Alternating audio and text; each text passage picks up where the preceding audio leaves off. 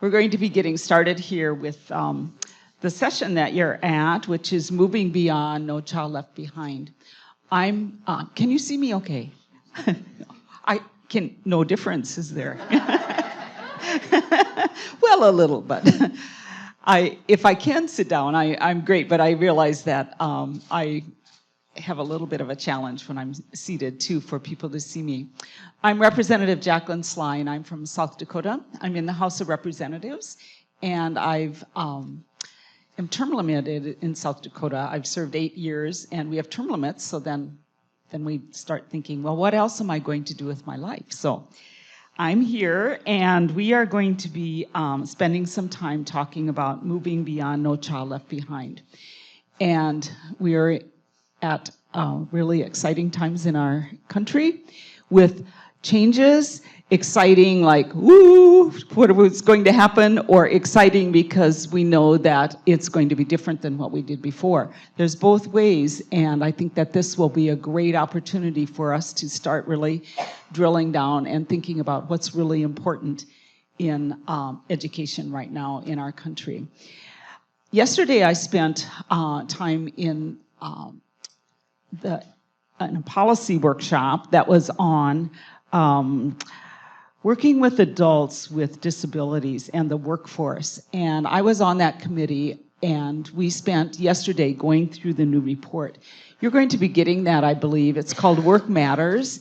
And we really spent time this last year looking at what are the needs of the people, all people, for them to be employed and have meaningful work in our country. And part of it begins in K-12 education. And so as we look at that, feel free to take this, read through it, and it's really a starting point for all of the states in our the great United States, because we're all at different places. And so from there, we start building and we start moving forward. What are the things that we're already doing in our states? What are some things that can be done differently? And how do we make sure that all people are able to work?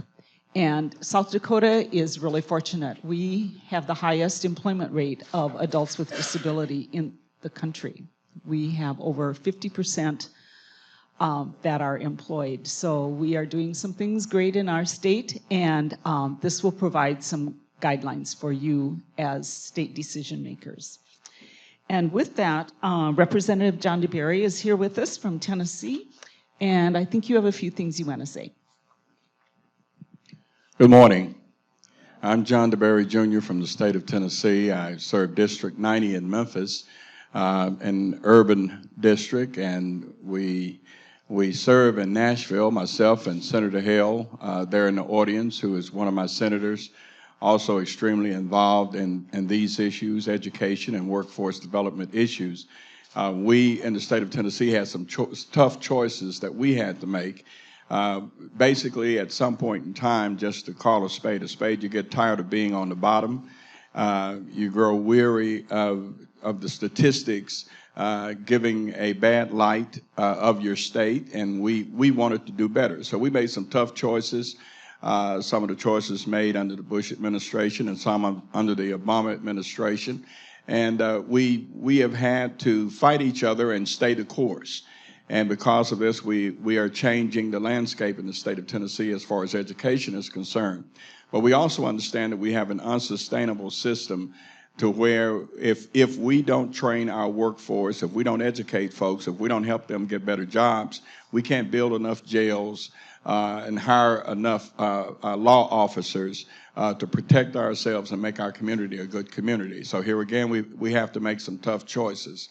And the choices that we have made is to do everything that we can to make sure that every individual has access to a quality education. We have a Drive to 55 program that was started by the governor.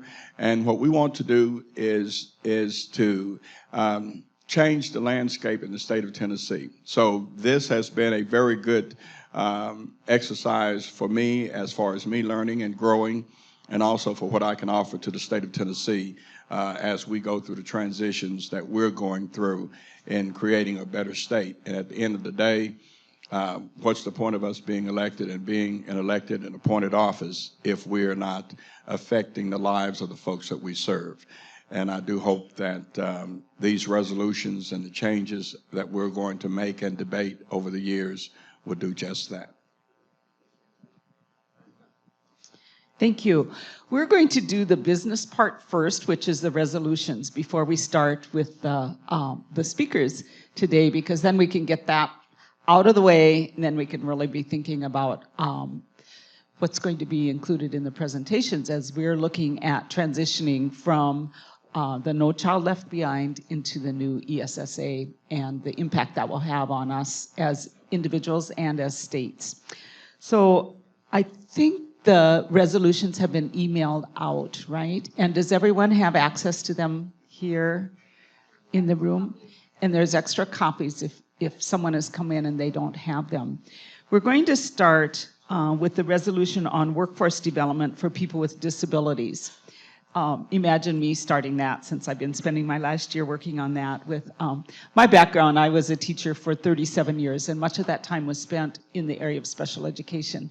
So this speaks to me a lot as you work with those K-12 students, and then as they move into that workforce and their life work beyond schooling. So I think what we're going to do, rather than read through every single part of it, has everyone had a chance to look through it? I can kind of briefly go through the beginning part of it and then look at the therefore be it resolved. We're also looking, if you see a typo or something, we want to correct that before we actually take it forth too. So if you spot something, feel free to mention that so that we can get it. This one, whereas disability is a natural part of the human experience that in no way diminishes one's right to fully participate in all aspects of community life, and disability can develop at any point during any individual's lifetime and have varying impacts. And then it talks about that people with disabilities are underutilized, and that 19.8% are in the workforce compared to 68%. That individuals with disabilities are twice as likely to fall below the federal poverty line. They bring skills to the workforce, an untapped segment of the labor pool. It also talks about the unemployment rate for people with disabilities. It's the most direct and cost-effective way to empower individuals. It's a key factor in the state's ability to build strong, inclusive workforce. State policy efforts to support increased disability employment have made an impact. Moving the needle on workforce issues. And then now therefore be it resolved that the Council of State Governments affirms the work of the National Task Force on Workforce Development for People with Disabilities, convened in partnership between CSG and the National Conference of State Legislatures, and affirm the policy options of the workforce that include policy and practices that make the workforce in both the public and private sector more inclusive and accessible for people with disabilities, which will benefit the employee, the employer, and the economy as a whole. So if you look on the back, it talks about the summary and then how we would post this resolution when and if it's approved. Are there any suggestions for changes or things that you found?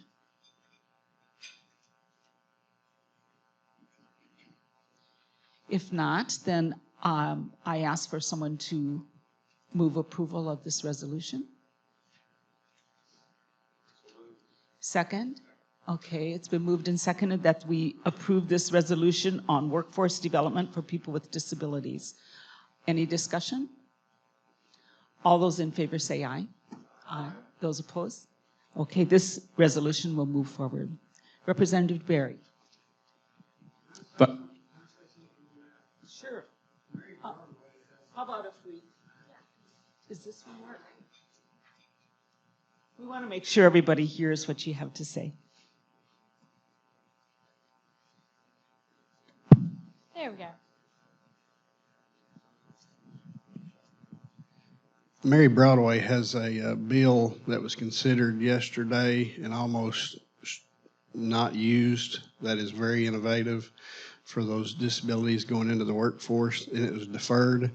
So if you have any say in that, it would be, she's from Arkansas, and it addresses what we did in this resolution also. It's not a direct funding bill, but it makes available where schools, post-secondary institutions get federal funding if they have these programs for these folks moving into the workforce. So, thank you for sharing that. I think it's some. Do you know the number of that at all, or not? You can just get it to me. It's okay, because that's helpful for me rather than if I can. Okay. Thanks very much. Okay, Representative DeBerry. Thank you very much. I think that when we look at this resolution, all of us are aware of many of the difficulties that our military families have, and that because often one spouse is deployed, and on some occasions even both, that the working of their home is extremely important. This resolution supports intergovernment collaboration, basically making sure that the federal government and the state government are on the same page as far as that left behind spouse, that family member is able to pursue their profession. 1/4 of U.S. workers need license to do their jobs. Military families move across the state and around the world. Military spouses move their households to accommodate that spouse that is deployed. 35% of military spouses work in occupations that require them to have a professional license. 68% of married service members report that their spouse's ability to maintain a career is impacted by the fact that they're in constant bureaucratic debacle trying to do their profession because of the changes as they go from state to state and place to place. And so basically what we want to do is make sure that those occupational license for those military spouses, that the federal government work with state and local governments to promote policies that ease the transfer and transition for U.S. workers when they move across the country and around the world, for that matter. So we resolve, therefore be it resolved, that the Council of State Government requests that the Congress and the executive branch work with state and local government to promote policies streamlining occupational licensing, which will ease the financial and administrative burdens placed on U.S. workers, and particularly military families, by the need to frequently regain their professional credentials. I think that is a very good thing for us to consider. With that, are there any questions on the resolutions? We have a motion. Motion second. We have a motion and a second on the resolution. Any questions? Any discussion? All in favor, say aye. Opposed, like sign. Ayes have it. The resolution passes, and we'll go into the record. The next one that we're going to look at is the resolution on Every Student Succeeds Act. Well, that's a lot of our focus today, so dare you speak out? No, it's okay. This resolution reinforces the values of allowing state and local policymakers to take a primary decision-making role in public K-12 education, while the federal government supports that autonomy and provides support and guidance. Educational needs, challenges, and opportunities are different for each state, and state and local leaders are better attuned to the needs of the students and are uniquely positioned to obtain stakeholder input in their decisions. The federal government should continue to support the autonomy of the state and local governments on public education by providing adequate flexibility in funding and accountability decisions. So the bottom, therefore, is that the Council of State Government requests that Congress and the executive branch continue to support the autonomy of state and local governments on public education by providing adequate flexibility in making funding and accountability decisions. Did you notice any errors or anything that should be changed? Yes, sir. Thank you. I'm Representative Dennis Ross from New Mexico. Thank you. I'm Representative Dennis Ross from New Mexico, and in my day job, I'm also a school superintendent. I like in the 5th and 6th whereases where it talks about state and local. However, in the 4th, it does not say and local, and I wondered if that's an oversight or if that's intentional.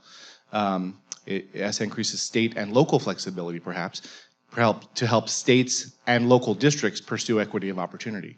It shows up in the resolved clause, autonomy of state and local governments, but not in that 4th whereas, and I just wondered if we ought to consider including it there. I think that is a good catch, I think, yes. You know, when these are written, sometimes they get written and you read them over and over. You've been through there, you've done that, and you know that sometimes that's it wasn't intentional. So, so do you move that we include that in the 4th whereas after ESSA increases state and local flexibility? That location, and then in the next line, which will help states and local districts pursue equity of opportunity. Okay. And I would so move that. Okay. Is there a second to that? Second. Okay. I will read it. Well, is there any discussion? I'll read it first and then we'll see. This is the 4th whereas ESSA increases state and local flexibility and autonomy in the implementation of various education policies, which will help states and local.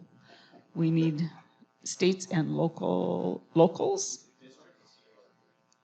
We need another word in there. LEAs, local education agencies.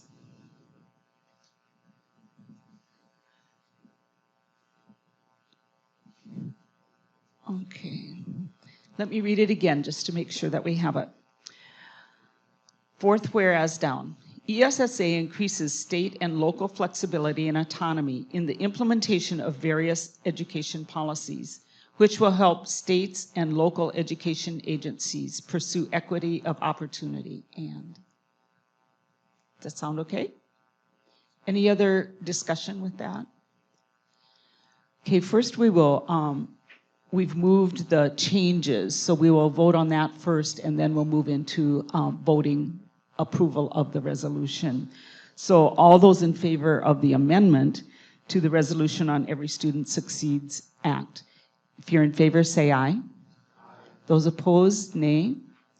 Okay, the amendment has moved, and now we will move into adoption of the resolution by this committee. Is there a motion to adopt? It's been moved, seconded, to approve the resolution on the Every Student Succeeds Act. All those in favor say aye. Aye. Those opposed? Okay, this resolution has been adopted as amended. Thank you.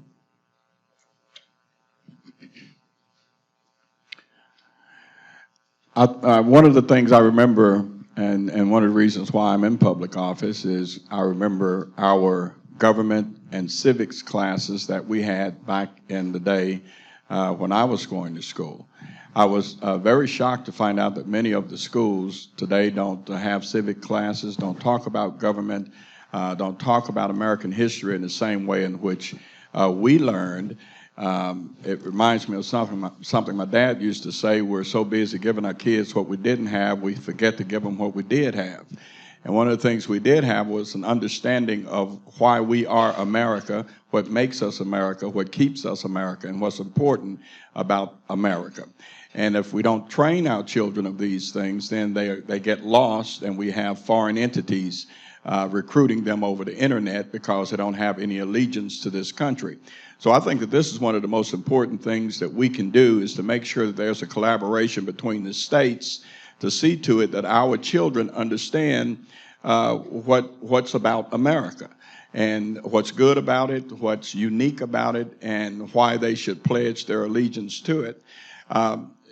The resolution points out the fact that there is a low level of public trust. We've just gone through a very contentious election where the children have been bombarded with all the negativity from both sides.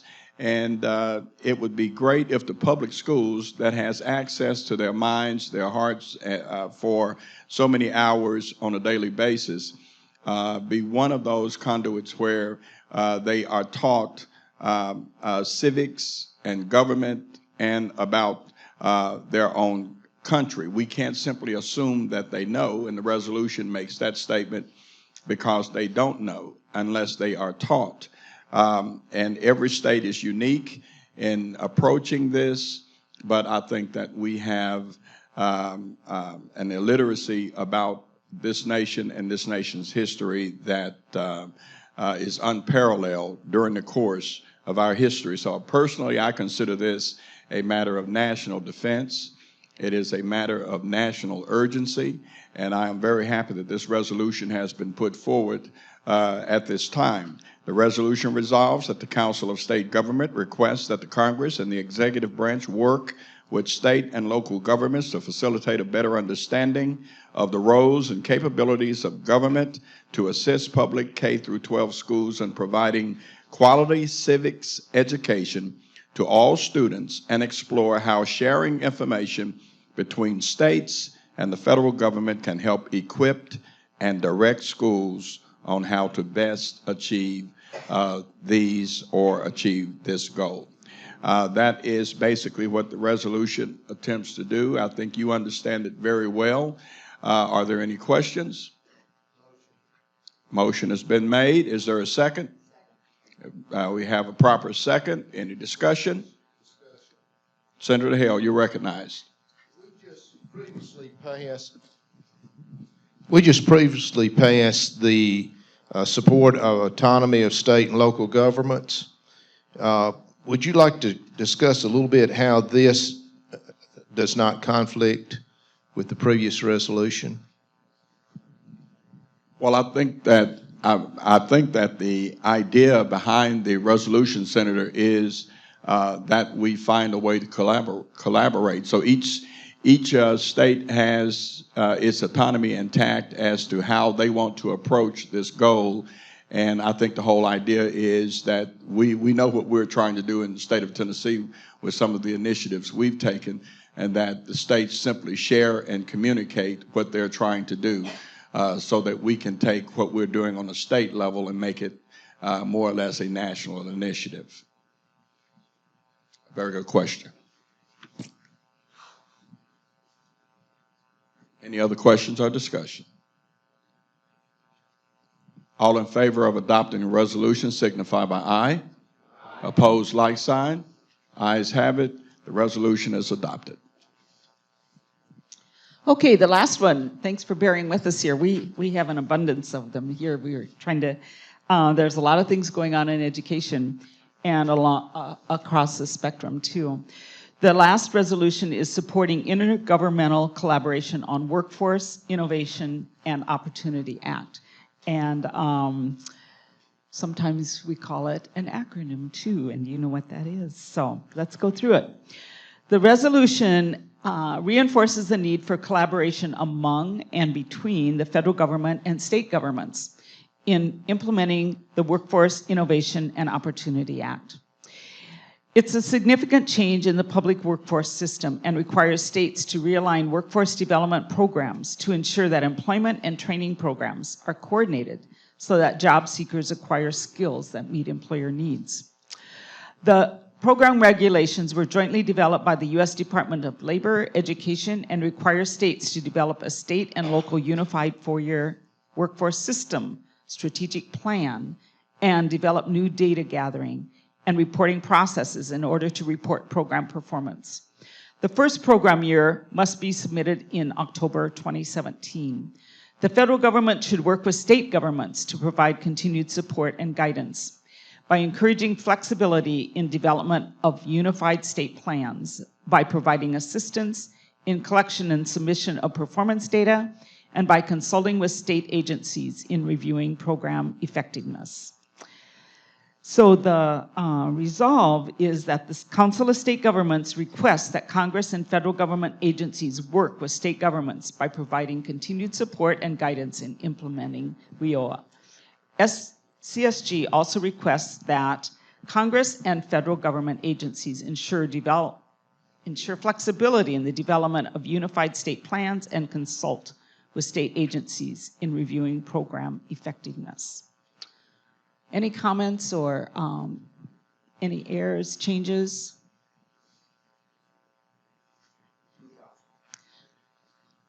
Okay, second? Okay, it's been moved and seconded. I did see an error, a typo, so I'm going to bring that in and we'll just, we'll take care of that too. On the last whereas, in order to keep it consistent with the will require in the second line of that whereas, if you go to the third line, and it require, I think it would flow better if it will require is, would someone like to move that change? It would read like this. The goals of WIOA are to provide improved services and accountability within the workforce system and will require ongoing and significant state and local coordination, planning and data collection efforts, and it will require new analytical processes and reporting to ensure accountability and to meet performance goals. Okay, it's been moved and seconded to insert the word will after the it in the third line of that section. Any discussion on that? Okay, we will first vote on that, accepting that, and then. Okay, we're on the last whereas. And the second to the last line, and it require new analytical processes. We would insert the word will, and it will require. Any other thoughts on that? Questions? Okay, we will, the motion right now is the one for the amended to add in the word will. Okay, all those in favor say aye. Those opposed, same sign. Okay, we will add in the word will. And we also have a motion on the floor in regard to accepting the whole resolution. So it would be, the motion would be as amended. Okay? All those in favor say aye. Those opposed, the same sign. Okay, this resolution supporting intergovernmental collaboration on Workforce Innovation and Opportunity Act is approved as amended. With that, we got through the resolutions, and we even have a little, ahead of time. So you did well. You did well. So, Representative Berry, we're going to move into our first speaker, so I'll let you introduce her. We want to welcome Ms. Linda Dworkin, who is here to speak with us today on the national perspective on Every Student Succeeds Act. She is the Deputy Assistant Secretary for State and Local Engagement in the Office of Communications and Outreach in the U.S. Department of Education. She is a former advisor for Governor Markell, so she's very well equipped to speak on issues from both the state and the federal level. And we're looking forward to what she has to tell us on this very important issue. And will you welcome her to the podium?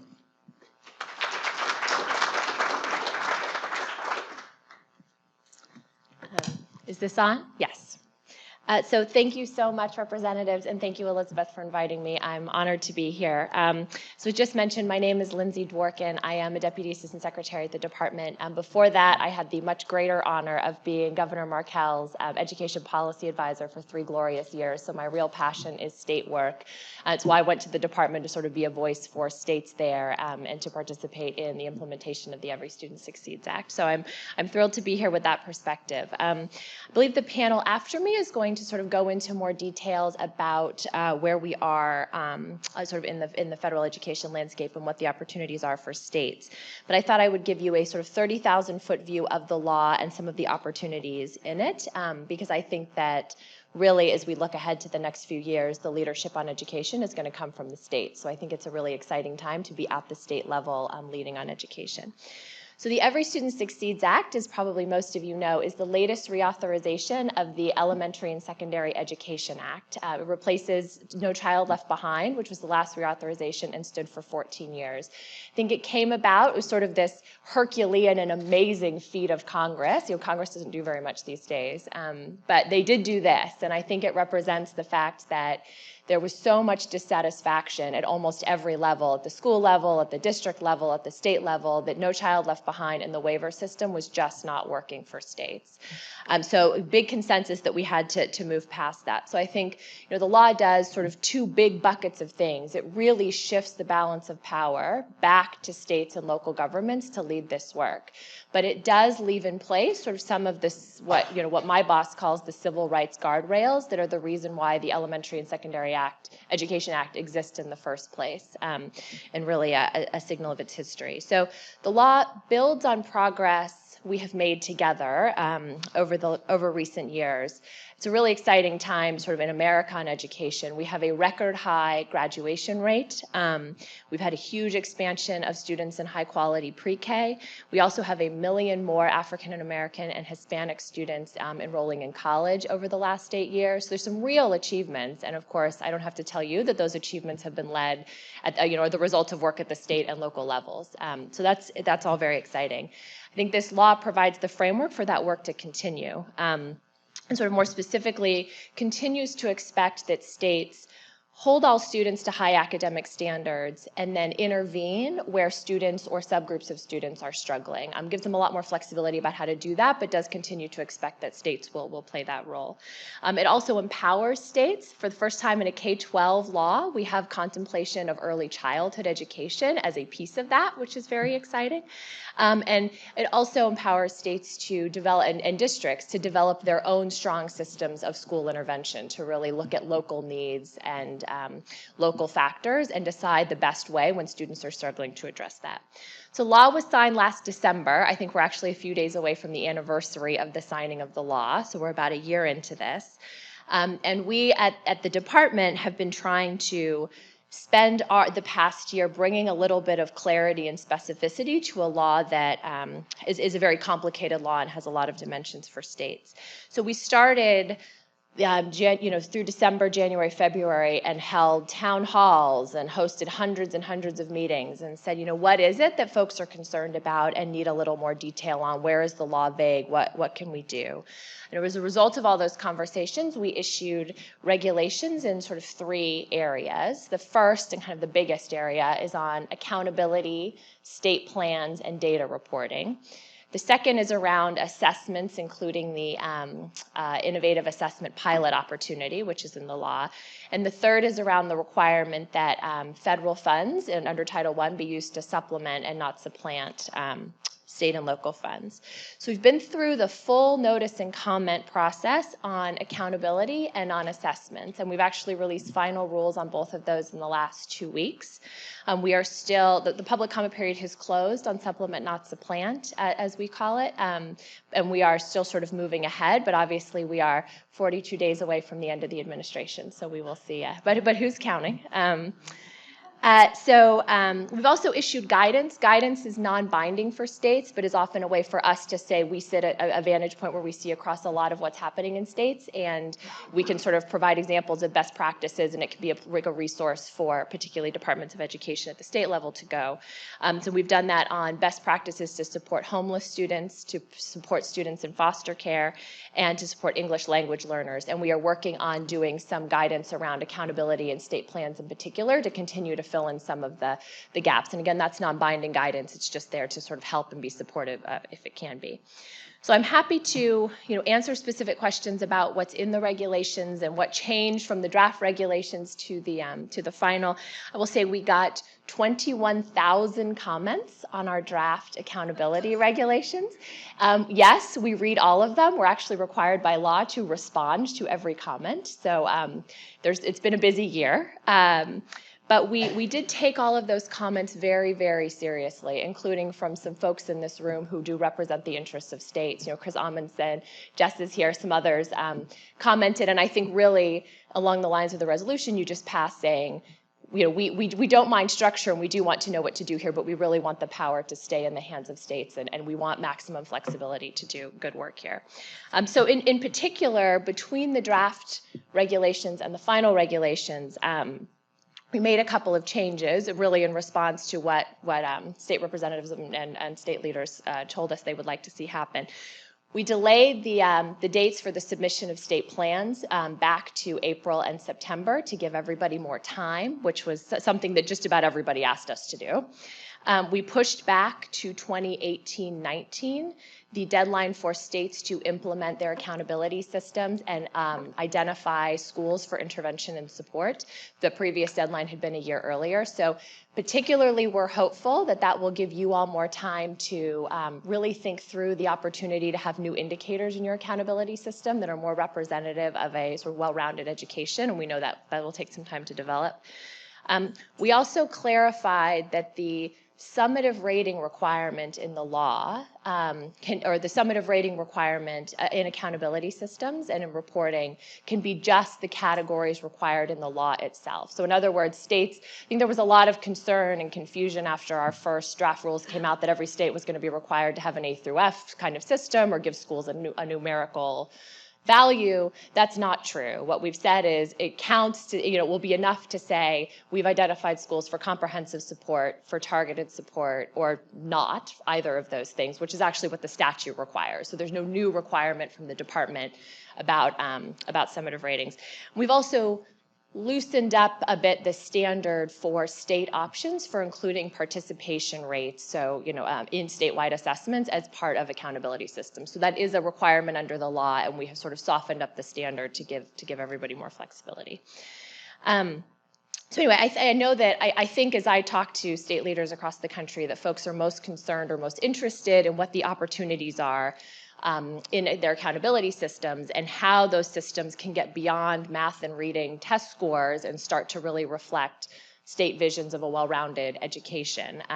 So I thought I would just highlight what I think are a few of the most exciting opportunities in the law for states to do things differently. And then I know, I'm sure that will be a subject of the panel discussion in a moment. So first, although ESSA continues to require that these accountability systems include measures of academic achievement, of graduation rate or academic progress, and of English language proficiency, there is, for the first time, the statute allowing explicitly for the use of academic growth in addition to proficiency and accountability systems. So previously, many states had negotiated that as part of their waivers, their No Child Left Behind waivers, but this is the first time the statute itself says we recognize that growth is as important as proficiency, and you can measure both. It also allows 5-year graduation rates to be taken into account in addition to 4-year graduation rates. We know this is something we heard a lot, particularly from superintendents and principals, like I'm getting my kids through and I'm not getting any credit for it. And a kid who graduates, I ought to get some credit for that. So there's room in the law to do that. And also, as I was mentioning earlier, there's new room for states to include other indicators of academic student success in their accountability system. So, back in Delaware, we cared a lot about increasing opportunities for early childhood education. We cared a lot about providing access at the high school level for dual enrollment, AP classes. And now you can make all of that part of what you set out to your constituents and say, here's what we want our students to know, here's what we want them to come out of our system knowing and learning, and hold schools accountable for all of that, rather than just, it's all about math and reading and that's all anyway. I think the unintended consequence of having No Child Left Behind set up that way is that all the focus in schools was really on those particular tests and not on so many of the other dimensions of education. So ESSA also, as I mentioned earlier, requires states to identify those schools that are struggling or sort of struggling to serve subgroups of students. What's new is that there is so much more flexibility about how to intervene in those schools. So all of those plans for a school that is struggling will now originate at the local level and either require district or state approval, depending on which sort of category you're in, but they are all sort of locally driven and tailored. And that is a big change for those of you who were working on school intervention under No Child Left Behind, where there were specific models of intervention prescribed in regulation, and they, either, for the most part, didn't work very well at the local level. And we heard a lot about that. And so finally, and perhaps most importantly, there are just sort of the running theme of ESSA and the theme of the regulations is, the importance of robust, meaningful, ongoing stakeholder engagement through all of this. That includes parents, it includes teachers, it includes civil rights groups, it includes state and local leaders.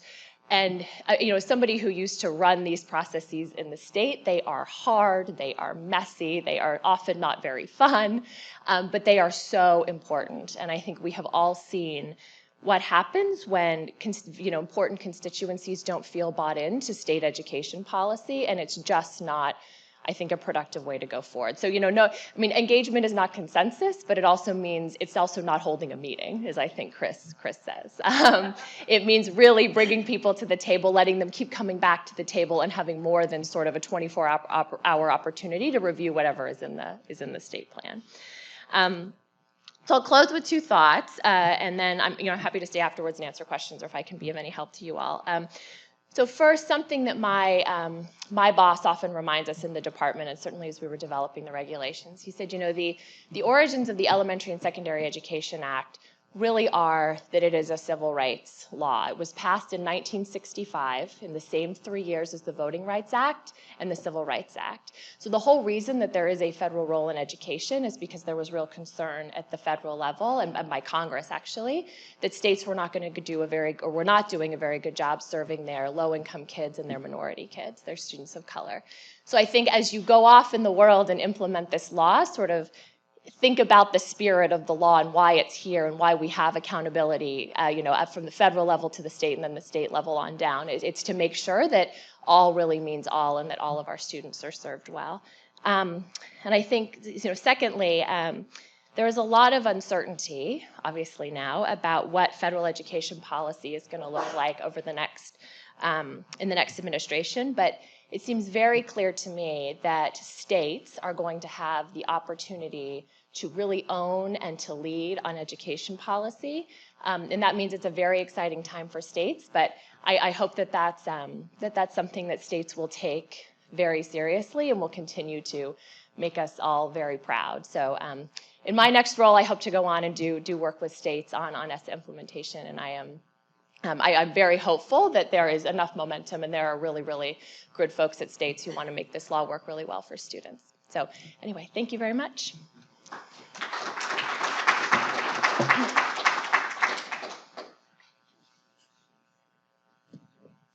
Are there any questions from the audience for Ms. Dworkin? Oh, yeah. Okay, maybe we can get someone have a mic? It can be taken back there. Way in the back.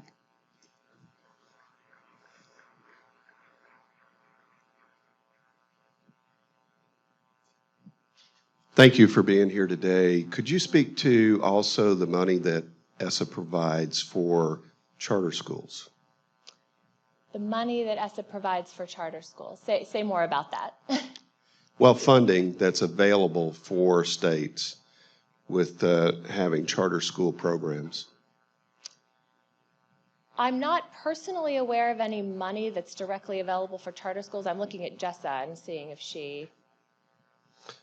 I know that through the new law, we've been working on this for 2 years and going through it and finding out there's additional money for early childhood, but there's also additional money for charter schools too as well through ESSA.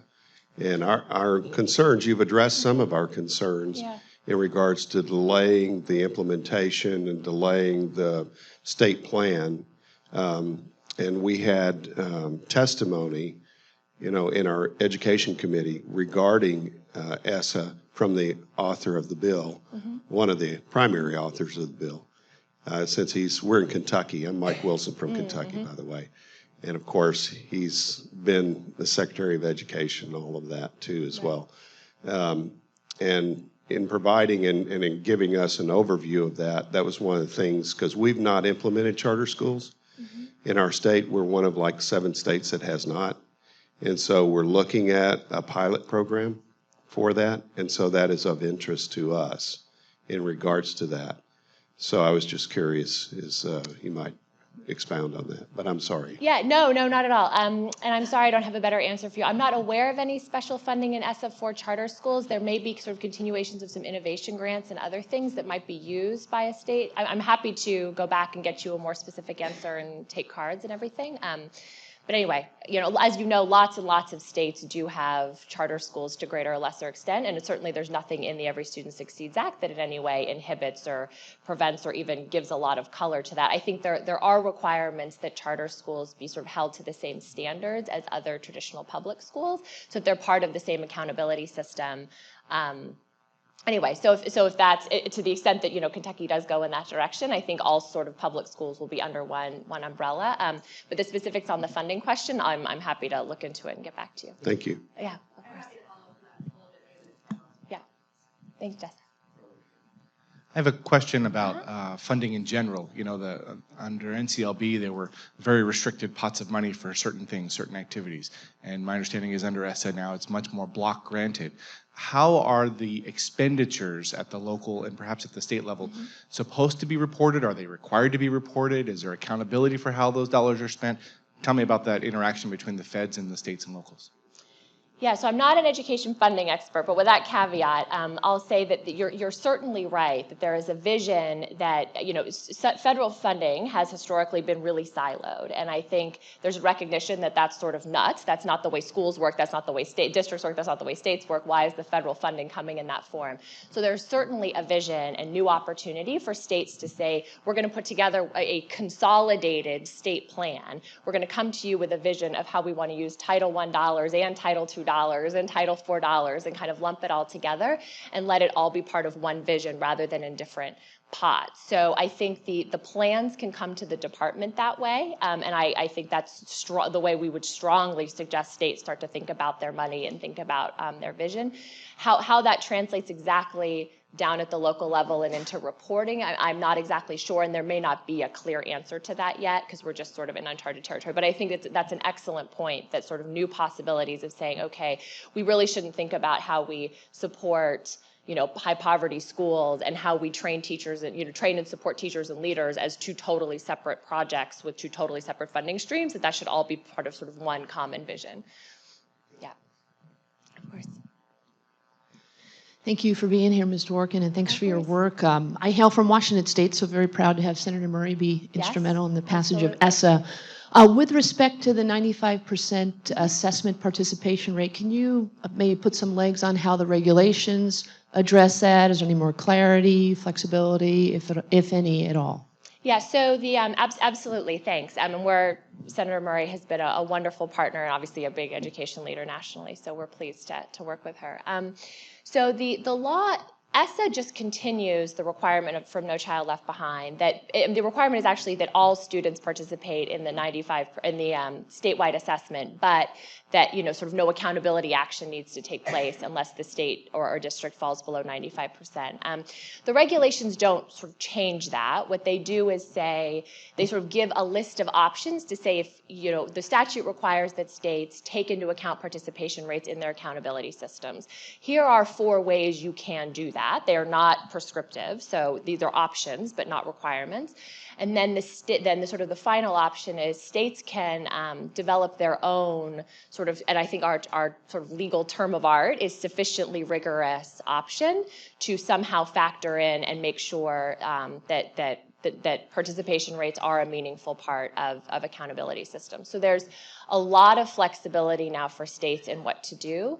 I think the law, and this sort of came out of a bipartisan consensus that having high standards, really to make those meaningful, you have to have assessments aligned to those standards that all students participate in, because otherwise there's just no way to know and to measure whether your kids are making progress.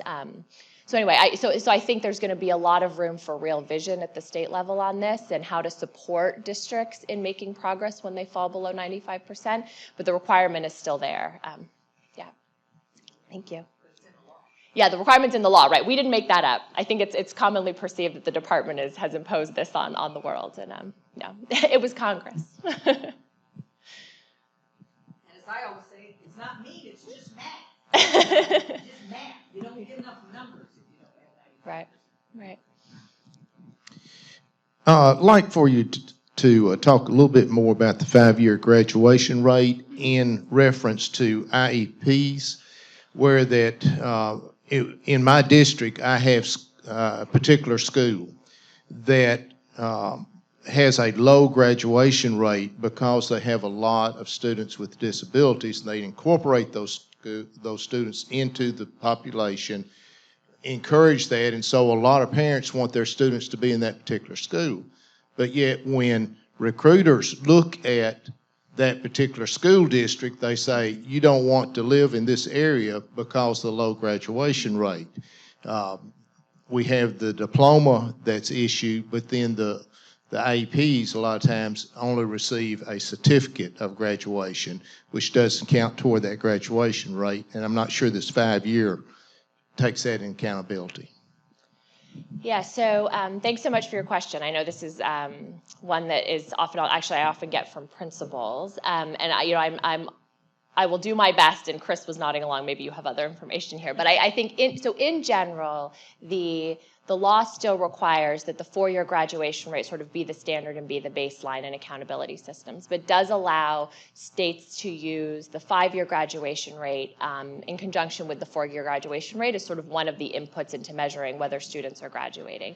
Now, that there are other requirements in the law, or sort of allowances in the law for states to develop alternative diplomas for students with IEPs and set the standards for those. I'm not personally actually sure whether that in any way affects the 4- and 5-year graduation rate requirement on accountability, and I don't know whether any of my colleagues here can answer that question. I can certainly find that out for you. But anyway, I think that sort of as a baseline matter, I know the 4- and 5-year are sort of what the state standards are required to be more broadly. Does anybody have anything to add? I would just add that with the final accountability regulations that were just published last week, in which I have not read through the entire 700 page regulations quite yet, but there is additional flexibility. Thank you. Yeah. No, with my cold too. That there is additional flexibility around special population schools and communities. I can't be specific on what exactly. Chris, if you want to follow up on this, but Yeah, no, I was going to say my recommendation is for states that are doing this for what you believe to be really sound educational reasons that are good for kids, I'd say put it in the state plan. You know? Yeah. I think there's going to be a sense of real flexibility in terms of approval of those state plans. If you're trying to do it because you water things down and you don't think kids with disabilities can ever graduate, then the feds won't allow it, and they shouldn't. If you're doing it because you've got a track record that if you give us one more year, we can get this additional number of kids up and over and graduate with a genuine diploma, then I say put that in your state plan. There are some schools that you cannot get. Right. Yeah. And I mean, I understand. that weighs against that statistic that recruiters look at in the industry coming in. And probably also, And so there's no, what I hear you saying is that there's no way around it, no allowance for that. I don't know. I haven't read that. Yeah, I think there's no allowance at kind of a state level. If you're talking about one particular school, I think there are special flexibilities, as Jess was just mentioning, around schools for special populations and depending what the profile of that school is. So there may be ways to address that, and there may be flexibility in the law. It just sort of wouldn't apply across the entire state system. But I'm happy to look at that further and to get you more information on that in particular. Okay. All right, I think that pretty much, Senator Hill, were you finished? And I think that completes our time, and we appreciate Mrs. Dawkins. Do I understand that you just recently married? I did, yes. And that explains the bling bling that's been blinding That us all? explains the bling bling, yes. Well, congratulations. A very Thank lucky you very fellow. much. And thank you so much for having me. I really, really appreciate it. Thank you.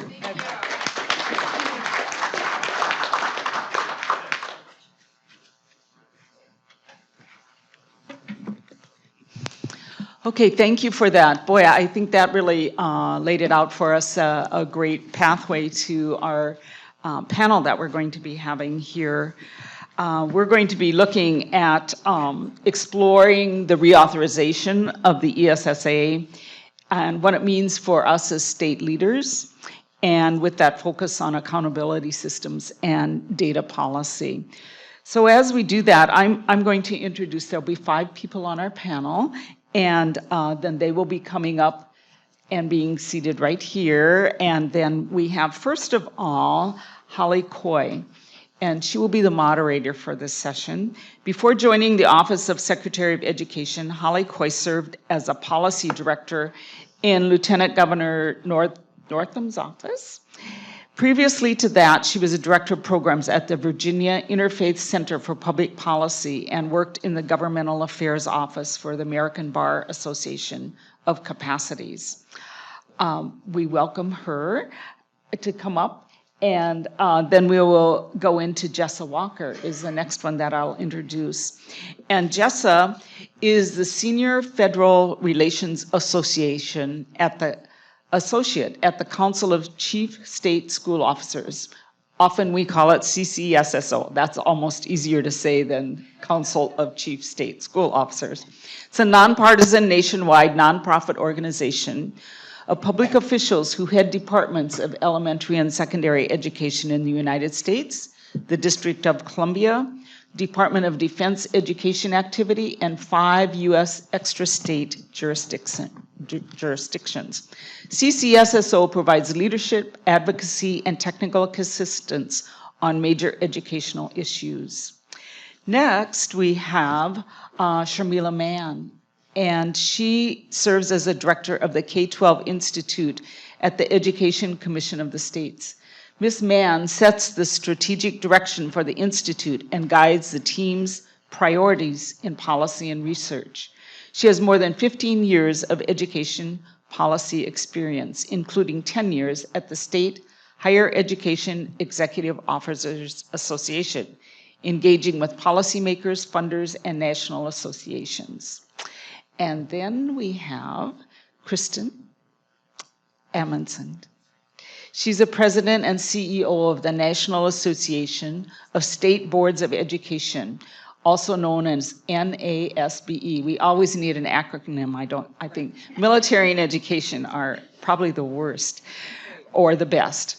Prior to joining NASBE, Ms. Amundsen represented the 44th District in the Virginia General Assembly from 1999 to 2009. She's a former teacher and served for nearly a decade on the Fairfax County, Virginia School Board.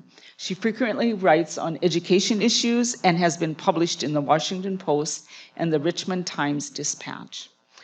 And last but not least, we have Dr. James S. Bray. She's the dean for the Darden College of Education in Old Dominion University in Virginia.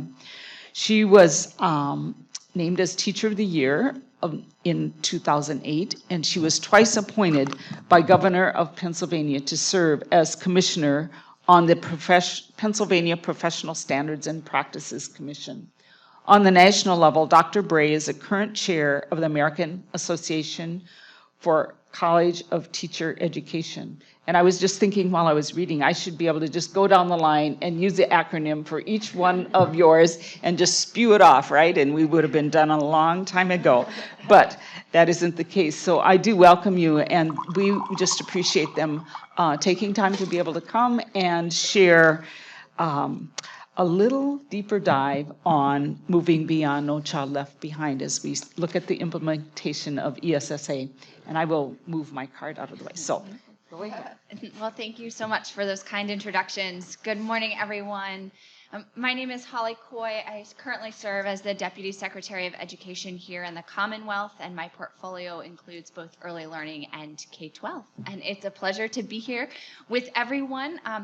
I think we'll start by having each of our speakers just introduce themselves, share a little bit about their perspectives and perhaps some initial reflections from their various vantage points on ESSA and the implementation as we find ourselves kind of in the next iteration of conversation about where we are with implementation. Thank you and good morning. Forgive my voice this morning. I refer to as a daycare cold. Excuse me. So thank you for having us this morning. As you all heard, I work at the Council of Chief State School Officers, CCSSO. I am also a recovering Hill staffer. And prior to that, I spent some time in state government in the state of Washington, both in the SEA there, in the state legislature, committee services, and in the governor's office. So like Lindsay, I also have a strong passion for the work that's done at the state level and how you guys really are affecting the day-to-day lives of our kids. I am excited to be in my role at CCSSO, especially right now, because as Lindsay and others have mentioned, we are really at this great new opportunity for states and local districts to have much more authority. And as I like to say, along with new authority comes great responsibility for how we are going to implement this new law and how we are going to allow this new law to provide support for what we call a state strategic vision for education. As Lindsay mentioned, we are about to celebrate tomorrow the 1-year birthday for ESSA. You guys all have your party hats ready. And we are going to be, states have been over the last year really diving in, and what we have encouraged them to do is to set a state strategic vision, not think about how are you going to go from compliance with No Child Left Behind to compliance with ESSA, but what do you want for your kids? And to reach out to stakeholders, and we've done a huge amount of work around stakeholder engagement, and not just, again, checking the boxes of, well, we held a town hall forum, we had a meeting at the Capitol, we had a survey, we're done.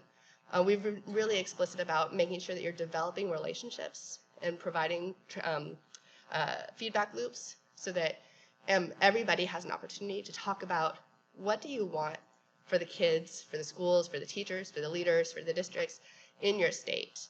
And then we can think about how do you use the new law to support that? How do you use funding to support that?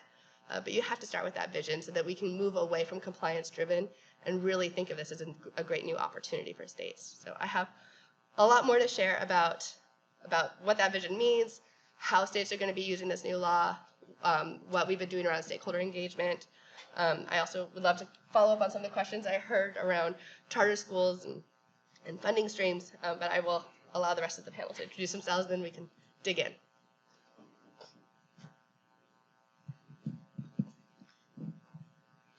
Morning, everybody. My name is Sharmila Mann. I am the director of the K-12 Institute at ECS. I have spent the last 10 years before I came to ECS working at the State Higher Education Executive Officers National Association, and there I was what I affectionately call the transition person, the one person who was paying attention to K-12 and higher education. I think it's really, really important to focus on students' readiness for a college and career before they ever get to high school, much less beyond high school. So moving into ECS, my new role is focusing on the K-12 aspect, and our organization has been focused on providing implementation support to states, much like CCSSO. Unlike CCSSO, our membership goes beyond the state education agency to include legislators, governor's offices, and other state policymakers. And therefore, we are trying to make sure that there is an inclusive conversation across the state policy players in terms of this law and developing an implementation plan. What we've been hearing generally is a lot of questions around what does this law mean? What does the flexibility mean? What is changed? How are we going to be held accountable?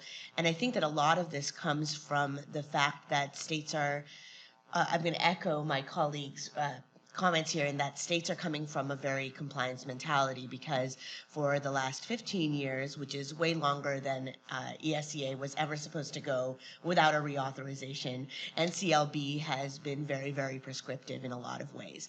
And so state agencies especially, but legislators and other state policymakers have really seen the use of federal funds as something that comes with a lot of restrictions and a lot of requirements. And that has meant that there isn't as much room for state visioning or state imagination and creativity. And so when you get into that mindset for 15 years, it becomes really difficult to then say, okay, well, now we can do what we want. What do we want? What does that mean?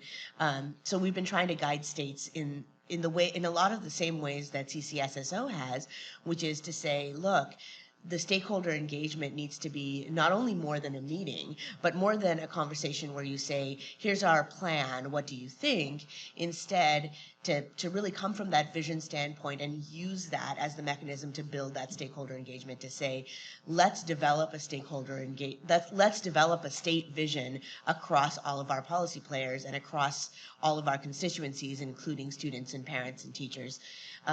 To say, what is it that we want out of our state education system? Where is our state in terms of their economic viability? How do we want education to serve the rest of the state's purposes? And using that as the base to start that conversation. So again, I'm going to pause there and let my other colleagues continue. Great. I'm Chris Robinson. I'm not sure this is.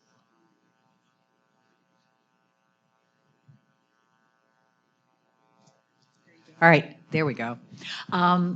And I first want to thank CSG for having this panel, and I want to thank all of you as policymakers in your states for taking time to come here to Virginia. I know that for many of you who are legislators, you're getting really ready to go back into session next month, and so time during December is really in short supply.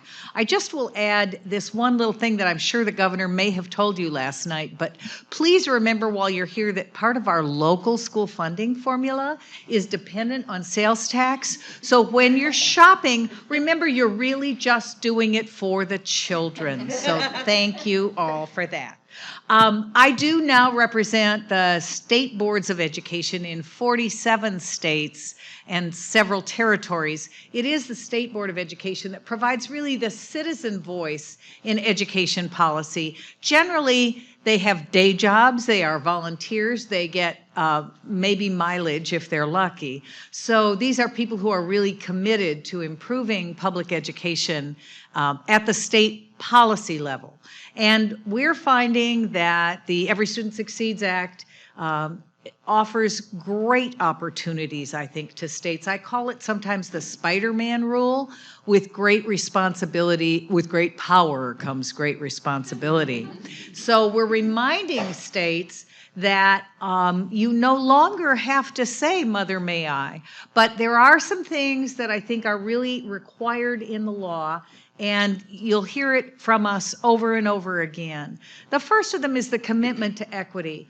This is a law that for more than 50 years has, when Lyndon Johnson signed the bill, he said it was designed to promote quality and equality. And I think, you know, it's now we sometimes talk about it as equity and excellence, but it's the same message. Some of us know that what led to the restrictions in No Child Left Behind were that states decided that the way to focus on equity was to define proficiency down. And if you set the bar down here, you can get everybody over it. So one of the reasons that a lot of the restrictions that we came to find to be really difficult to live with in No Child Left Behind came from that. Now what we're saying to states is you've got the opportunity to do both and to make sure that schools are preparing students for the jobs that are actually out there. Raise your hand if you've got in your district employers who say, I've got jobs and I don't have students coming out of your schools that can fill them. You all do. Everybody's nodding about that because we know that that's going to be the challenge. And if there's one thing we should learn from this election, it is that we are talking about a much broader group of students who are not reaching that level. And it is certainly students who have never had anyone in their family go to college, whether they're white, whether they're African American, whether they're Latino. Those are kids that face enormous challenges, and one of the great things about this law is that it provides the opportunity to do that.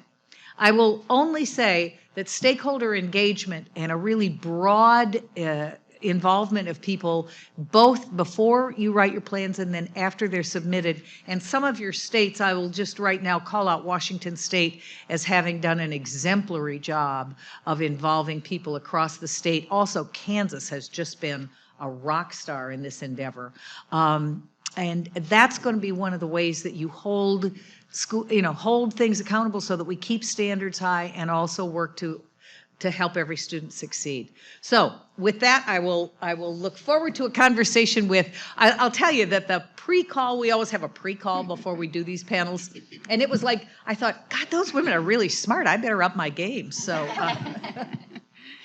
It's funny, we thought the same thing about you from the call. So, my name is Jane Bray. I'm the Dean for the Darden College of Education, actually just across the river here in Norfolk, Virginia. But I'm actually here on this panel in my capacity as chair of, I'll give you an acronym, AACTE, the American Association of Colleges for Teacher Education. Our association represents over 800 institutions, higher ed institutions across our nation. That includes both public and private institutions as well. And our mission, of course, is to prepare teachers and educators for our school districts, and in Virginia we call them school divisions. So in essence, we are the foundation for the workforce that's provided to our states as we move into the implementation of ESSA. I also bring a focus I would share with you. I'm not sure if the rest of the panelists agree with this, but as we do move beyond No Child Left Behind, I would share with you that No Child Left Behind, even though there was the good, the bad, and the ugly, and we focused quite a bit on the ugly, and certainly the ugly brought about the change that we now see in ESSA. What I would also like to share is there were some good parts to No Child Left Behind. And I'm going to point to Jacqueline, who I didn't know at the time, but she spoke of her time as a teacher. And I do believe it's fair to say when Jacqueline started in the classroom, we really had no choice of what data was collected because, frankly, we weren't collecting any data. And frankly, not only were we not collecting any data, we were certainly not then analyzing it and even more so trying to utilize it to improve our instruction. So No Child Left Behind actually gave us that real wake-up call that just smacked us all in the face, a little too hard, I would add, but definitely smacked us in the face that we need this information. We need to look at it. We need to utilize it. We need to analyze it. ESSA now certainly gives the states the opportunity to utilize that, not only the data, but what data they are going to use. What I'd also like to share, and you'll hear me repeat this quite a few times as we go through the panel, and I was delighted to see in the one resolution that was just passed this morning for the Every Student Succeeds Act that there is one of the whereases, the 1, 2, 3, 4, fifth one down, it talks about the adequate stakeholder participation. I was a smidge feeling sad before because no time in that discussion was there a discussion of the state chapters, which are all of the higher ed institutions included in that. But I do hear a lot of discussion from everybody about all of the stakeholders being at the table. And that's what AACTE is about. We already have quite a few collaborations with our school districts in every single state. And so that stakeholder participation for us to have higher ed at the table as well is very critical for us. So you'll probably hear me repeat that a couple of other times. Holly, I'll turn it back to you. Wonderful, thank you. Well, I think we've got some exciting conversations ahead, and as we jump right in, I think one of the pillars of ESSA is this opportunity to build new accountability systems. So could each of you share some of the things that you're most excited about as we think through new accountability systems, what you're seeing that's innovative and exciting, what opportunities are there, and maybe touching on Dean Bray's last point, how we maintain some of the good things that we've learned in the last few years. Do you want to we don't have to go in order. Jump in as you see fit. I'll start. I think one of the exciting things that we're seeing is a broadening of the definition of what we want a student to know and be able to do at the end of high school. And I'll call out 2 states that I think are doing a good job of that. One is right here in Virginia, where there is a real concerted effort to define, and I can't remember the exact title, but it's like the Virginia Graduate Project. What should Virginia graduates know and be able to do? And that certainly extends in the Commonwealth of Virginia beyond a score on a math test or a reading test. Kentucky is doing a really interesting thing because they have been serious for many years about saying we want students to graduate ready for college and a career. And so in their accountability system, they define what it means to be college ready, which is largely some scores on particularly, I think the state test in Kentucky, I think is the ACT, am I right? They define what it means to be career ready, which is that you have completed a sequence of career courses that lead to some higher level, doesn't just graduate you with a certificate in dog grooming, but it sends you out into the workplace with a skill that will allow you to get a middle-class job. And then they give extra points for students who graduate with both of those things. And I think that's a really creative, innovative look at a way to do accountability in a state system and promote, because it started with the goal of we want students to be college and career ready and worked backward. And I think my advice to policymakers is reverse engineer your accountability system. Start with where you want to end and then reverse engineer it. So that's my contribution. Holly, I think I would add, and I believe it was mentioned this morning in the accountability, that the piece that about struggling schools or school improvement, and to allow states now to define that in their accountability, I think is really a critical piece. So I think we're all on the same page of every state has different needs and different populations and different ways we need to serve them. And now to be able in that accountability to define that themselves, I think is a really powerful piece. I'd like to come at this from a little bit of a different angle, which is thinking about what those indicators could be, because that's a lot of the questions that my organization has been getting as far as like just some practical advice to states. And there's a few things there that I'd like to mention. First off, everyone knows that states over the last 10 years have developed longitudinal data systems. Every state has developed some sort of a longitudinal data system. Some are more robust than others. Most are not being used very well. And so instead of digging around for another new indicator, one of the things that we've been recommending is that if your state priorities have already been aligned with your state longitudinal data system, look to your longitudinal data system for the data that you can bring into your accountability system so that you have one aligned system that's serving your state's purposes. The second is that the second point I'd like to make is that not everything has to land in big A accountability. So you can have a lot of things that are measured and even reported publicly in your dashboards that are used for school improvement. And they're not the thing that, not all of those things have to land in your state accountability system and your federal accountability system. And so aligning your state and federal accountability systems certainly makes a lot of sense, but it also makes a lot of sense to understand that like one assessment can't serve every purpose, one accountability system isn't going to serve every purpose. So when you're reporting for accountability purposes, for the big A accountability, it makes sense to use certain indicators. When you're reporting for improvement, measuring and reporting for improvement, it may make sense to use additional indicators. And so to think carefully about when you're structuring your state accountability system about where you want your different indicators to land. And then finally, I think that one of the most exciting things is that you can use a non-academic indicator now as part of your accountability system.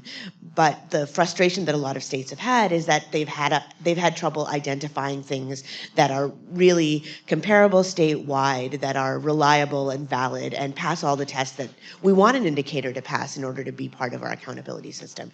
And my advice there is to think about working with whether it's federal funds or state funds to incentivize districts to test things out that don't immediately land in your big A accountability system. So for instance, if you're interested in grit, then work on some grit measures and have some districts test out grit measures to see if that's something that makes sense and works for your state and their and your students growth. And if it does, then that's something you can scale up. So allow yourself to start small and perhaps try a multitude of different indicators, and then allow whatever works best for your state and local context to be what you end up including your own accountability system. I think that's really helpful advice. I know here in Virginia, as our Board of Ed has engaged in this conversation about what the appropriate indicators are, there's a real tension about not penalizing struggling schools because of the indicators we choose. And so testing some of those out, using them in a broader sense, so that the information is being reflected, but we're not double counting, so to speak. Those are some great suggestions there. Jessica? I don't have a whole lot to add to the great comments that we've heard already, but a couple of things that we're watching. One is, how many of you are already aware that your state is going to have more than one accountability system coming up? Yeah, so we do know that there are a number of states that have accountability systems in their state statutes that might not align with the vision that folks have for ESSA.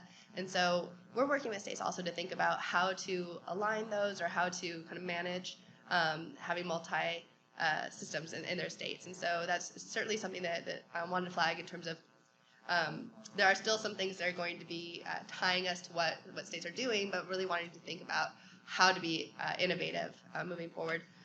But really, I mean, what we've already heard from the other panelists here today, just thinking about how can we make sure that we're pushing the ball forward for all kids? How can we do this in a way that's measurable, that's that shows effectiveness? This is not something that every state's going to figure out overnight. So what we've just heard, trying to be creative about this, but then also, getting the data together. And it might be a year or two, and then you might realize that you need to make a change to your state plan in a year or so, because this data point over here just is not actually moving the ball. So not being too risk averse, that you're not thinking creatively about what's really going to measure what matters to kids and to their education, but then being thoughtful about what are you going to do if that doesn't work out. So we're just helping states to think through that process. Yeah, I was just going to say to remember that even when states first filed their NCLB plans, and NCLB was very prescriptive, and if you recall, there was like a hair trigger between when the law was passed and when it was supposed to be implemented, particularly, as all of us know, in government time. But states, if you go back and look, states changed their indicators, they changed their measurement levels, even under NCLB. So I think under ESSA, one of the pieces of advice that I think you're hearing consistently across the stakeholder groups is start small, but remember that you can change, you can add. For example, social and emotional learning, which everybody agrees is a big part of what helps kids learn. And the science is there to tell us that it matters, but the science on how you measure it is really lousy. So, don't put it in yet, because it's not going to work. So, but you can have some placeholders. So obviously one of the things that this new accountability framework provides is an opportunity for states to really leverage that in their interventions for struggling schools and for struggling populations. So share a little bit about what you see as opportunities, what we maybe need to be cautious of what the pitfalls might be of that new flexibility, and how states might begin to wrestle with that approach. Sure. Yeah, this is a big question for us. And to be frank, this is an area that CCSSO has not engaged deeply in the past. But we now have a new director around school turnaround and are developing some internal knowledge to help support states work in this. But what we see is we're glad to see a shift from kind of the 4 models into really looking at what local communities and schools need, and how do we address and be very thoughtful and targeted about the interventions in those communities.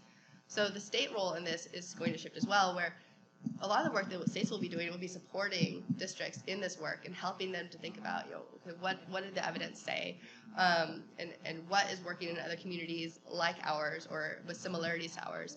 So trying to provide that information and that guidance and that support to districts in this work. But yeah, we're excited to move away again from the compliance driven to really being thoughtful about what do the kids in our schools need and how do we get that to them. Yeah, I think research-based is going to be the key here. And here's my warning to all of you, because there's very clear evidence on reducing class size and its ability to have an effect on student achievement. And the evidence is that reducing a class from 24 to 22 does not move the needle, but it is enormously popular with parents, I can say as a former local school board member. Your job as state policymakers is going to be to say, the research says if you use lower class size as your intervention, it's got to go to 15. And 15 means not 17, it means 15. That's going to be the tough thing, because of course that's enormously expensive. That's just one example of where research-based, you're going to have, it's going to be really key for states to stick to what is supported by research, because some of the things that districts are going to want to put in their plan will not actually be research-based. So that's going to be the challenge.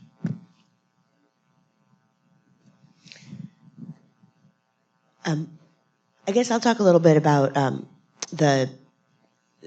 about using the funding flexibility in Title I, because when you're doing these school interventions and you're making sense of how you're going to spend your state funds, I think another difficult decision for states is going to be to set a few priorities and to stick to them and to communicate well to parents and other stakeholders about why you're doing that. But again, certainly localities have issues, but states, based on how much rural education they have, what types of poverty issues they're dealing with, that each state has a set of needs in terms of moving the needle on their student achievement. And if you want to do all things at once, it's usually not going to move anything very much. So if there's a conducive environment in your state to move certain things, it makes a lot more sense to focus on those priorities. Also communicating clearly that that doesn't mean that other priorities will not be addressed in the future. It's just a matter of limited resources being used towards the state's highest priorities. So where Title I comes into this, I think that it's really interesting and exciting that that the Title I dollars now, the federal dollars, the supplement not supplant piece isn't related to the federal dollars at all anymore. It's about making sure that the state and local dollars are allocated equivalently across Title I and non-Title I schools. And once you do that, if you can show that, then you can use your federal Title I dollars pretty much as needed to help at-risk students. There's even an option for states to have a school-wide waiver so that schools can use those funds to improve the educational outcomes for all students.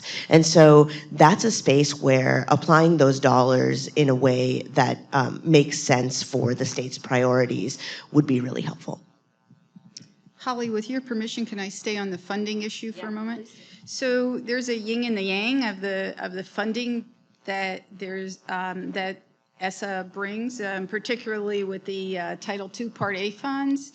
And so pieces of that are really concerning to AACTE and our higher ed institutions. And one of those pieces is about the opportunity for school divisions or school districts to have their own teacher and leader academies.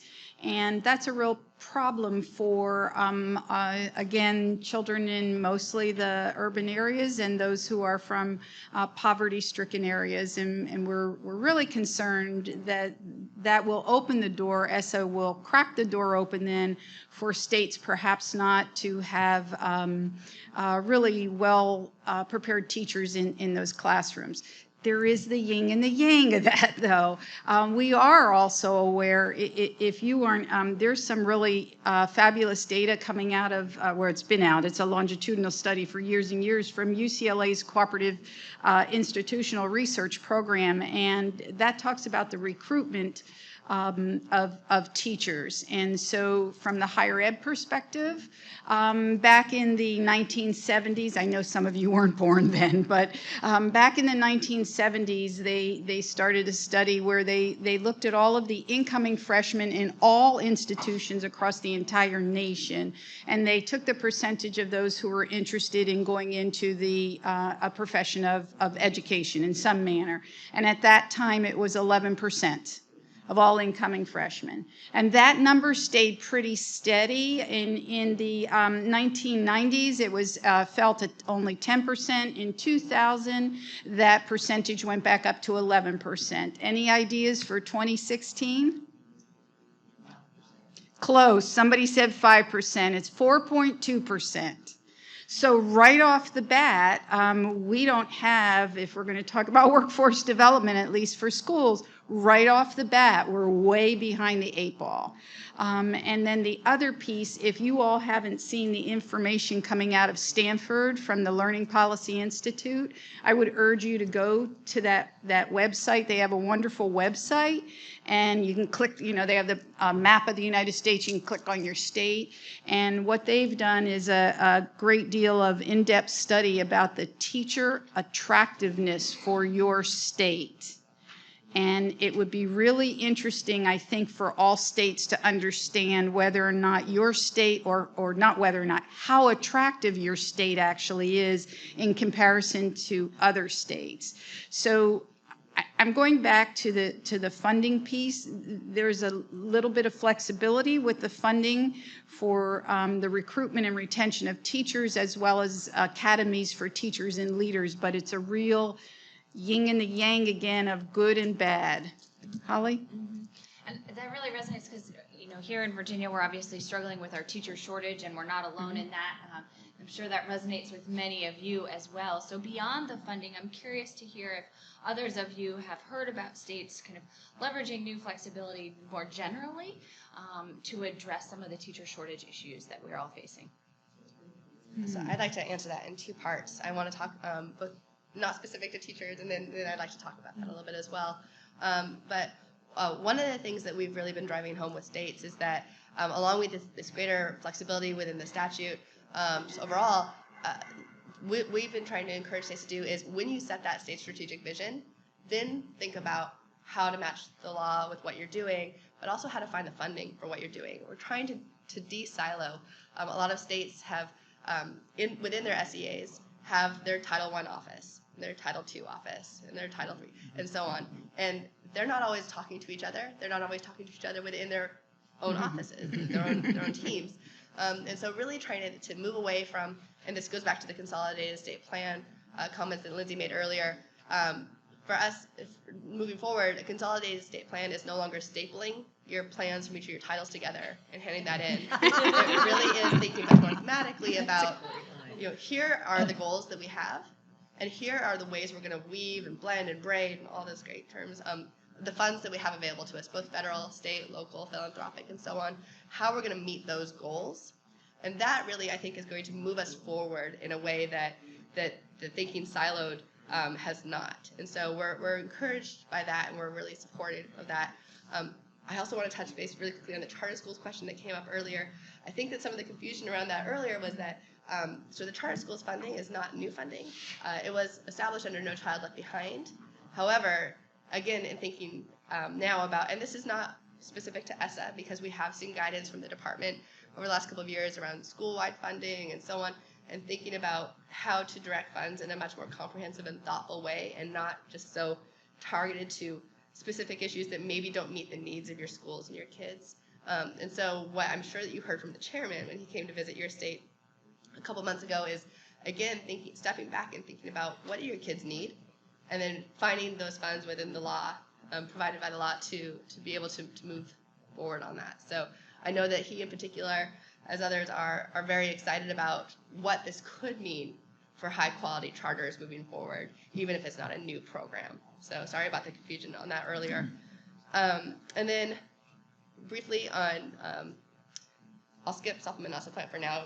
We might come back to that. But wanted to talk about teachers. And I know that Representative Sly and I, we had a conversation this morning. She's from South Dakota. The new president of our board of directors is Melody Shop, also from South Dakota. And she came in just 2 weeks ago as our new president. And her big platform, her presidential platform, really is around not just teacher shortage, but elevating the profession, and has this as an equity goal for her. And really thinking about how we can make sure that all kids, again, have access to really fantastic teachers. And the work that she's done and that you all have done in South Dakota just in the last year to really elevate this question of, okay, we see what the problem is. We see that that too many kids don't have access to great teachers, or those teachers aren't being paid enough, or they're not receiving the professional development they need, or the supports or the culture that they need within their schools and districts. So what are we going to do about it? And to have your state legislature come together with the support of your governor and your chief and others to make some big changes in the state. And as you mentioned this morning, you're already seeing some payback from that. And so we're excited that coming off of this win in South Dakota, that Melody Shop is going to be able to help model for other states as well. It might look different in your state, and you might have different partners in the work, but we know what the problem is. Every state has a teacher shortage in some way or another. It might not be numbers. It might be in rural and remote communities. It might be on your reservations. It might be in certain subject areas or with different student populations, but all states have this issue. So how are we going to learn from each other and use funding flexibilities in the new law and new resources in the new law to make a change? Holly, this is really an exciting conversation for me, and I'd love to meet that person you were just speaking about. If I could we meet her? But one of the things I think that elevating the profession is really an opportunity for all of us. And wouldn't it be great if all the states at some point could talk about the passion of teaching and talk about the great opportunities of becoming a teacher, and try to focus away from the fact of, oh, you have to deal with parents and and the testing and all of those really difficult things that really take the profession and really just sling it around in the mud. It's not a profession that's slung around in the mud. It's just a wonderfully rewarding, fulfilling profession. However, having said that, I'm going to go back to Jacqueline again. You made quite an impression on me this morning. I think you said you taught for 37 years. Perhaps with what we know about some of the new millennials and others who are coming up, perhaps that model now of someone teaching for 37 years is not appropriate any longer. So is it really, really bad for us if we would think about wonderful teachers in the classroom for 10 years? I mean, maybe the Teach for America 2 years is a little too short for us to, but could we shift a little bit away from the 37-year-old career or 37-year career to perhaps a career that would allow the data that we know and our individuals to go into those other careers? We have lots and lots and lots of data that talks about how many times they will change over the course of their lifetime. And I'd be willing to bet if we'd go around this room, many of you also changed careers as well from one place to another to be where you're at. I know I certainly have. And so maybe we have to think about different paradigms as we're using that funding that's now available to us, which is so terribly exciting, but not trying to I think it's Diane Collins who writes in Business, and she talks about not trying to take the old paradigm into the new. Maybe we just have to really think completely new now that we have some funding. I want to mention two things. One is that I think that we really do elevate the profession is a great phrase, that we need to make teaching something that kids and adults want to do. I think that part of NCLB did do a lot of great things, but one of the things that it did that made life difficult for a lot of teachers is that it had hard A accountability on a lot of things that made teaching, which is a difficult job to begin with, even less attractive. And so things like using student outcomes as part of your evaluation system, and not just having the option to do that, but being required to do that. Having a bunch of requirements around testing. So all of those things, I think, have been eased through the ESSA reauthorization. Not to say that we shouldn't hold our teachers accountable, but that we really need to pay attention to what we are doing to support our teachers more than what we are doing to hold our teachers accountable. Because our teachers are there trying to do their best for our students. And we've historically, nationwide, have provided no incentives for teachers to go into the hardest schools. And then we're surprised that the hardest to serve schools are staffed with our least experienced teachers, that there's the greatest amount of turnover there. So again, funding is federal funding is one place, but state funding is another place to think about differentiating the way that teachers are able to move through their careers. Perhaps it's not so bad to have a 10-year career in teaching and move on to something else. Perhaps it's also necessary to build career ladders that don't leave choices like, okay, well, I can keep teaching or I can be a principal, and those are the only things I can do. So there's a variety of options, both in policy and also in local practice, that we can do to elevate the profession, help teachers be respected the way that they should be as career professionals, and also provide them opportunities to grow within their careers. Let's go back to the law, because one of the things that's in the law is the old high-quality teacher requirement, which was largely a credentialing thing, is gone. And that gives states much greater flexibility in defining what it is you want a teacher to know and be able to do. And I will say that there are two areas where I think it can be particularly helpful in addressing shortages. You heard I was the chairman of the school board in Fairfax County, where we have what is arguably the best high school in the country, as measured by the number of National Merit Scholarship winners every year.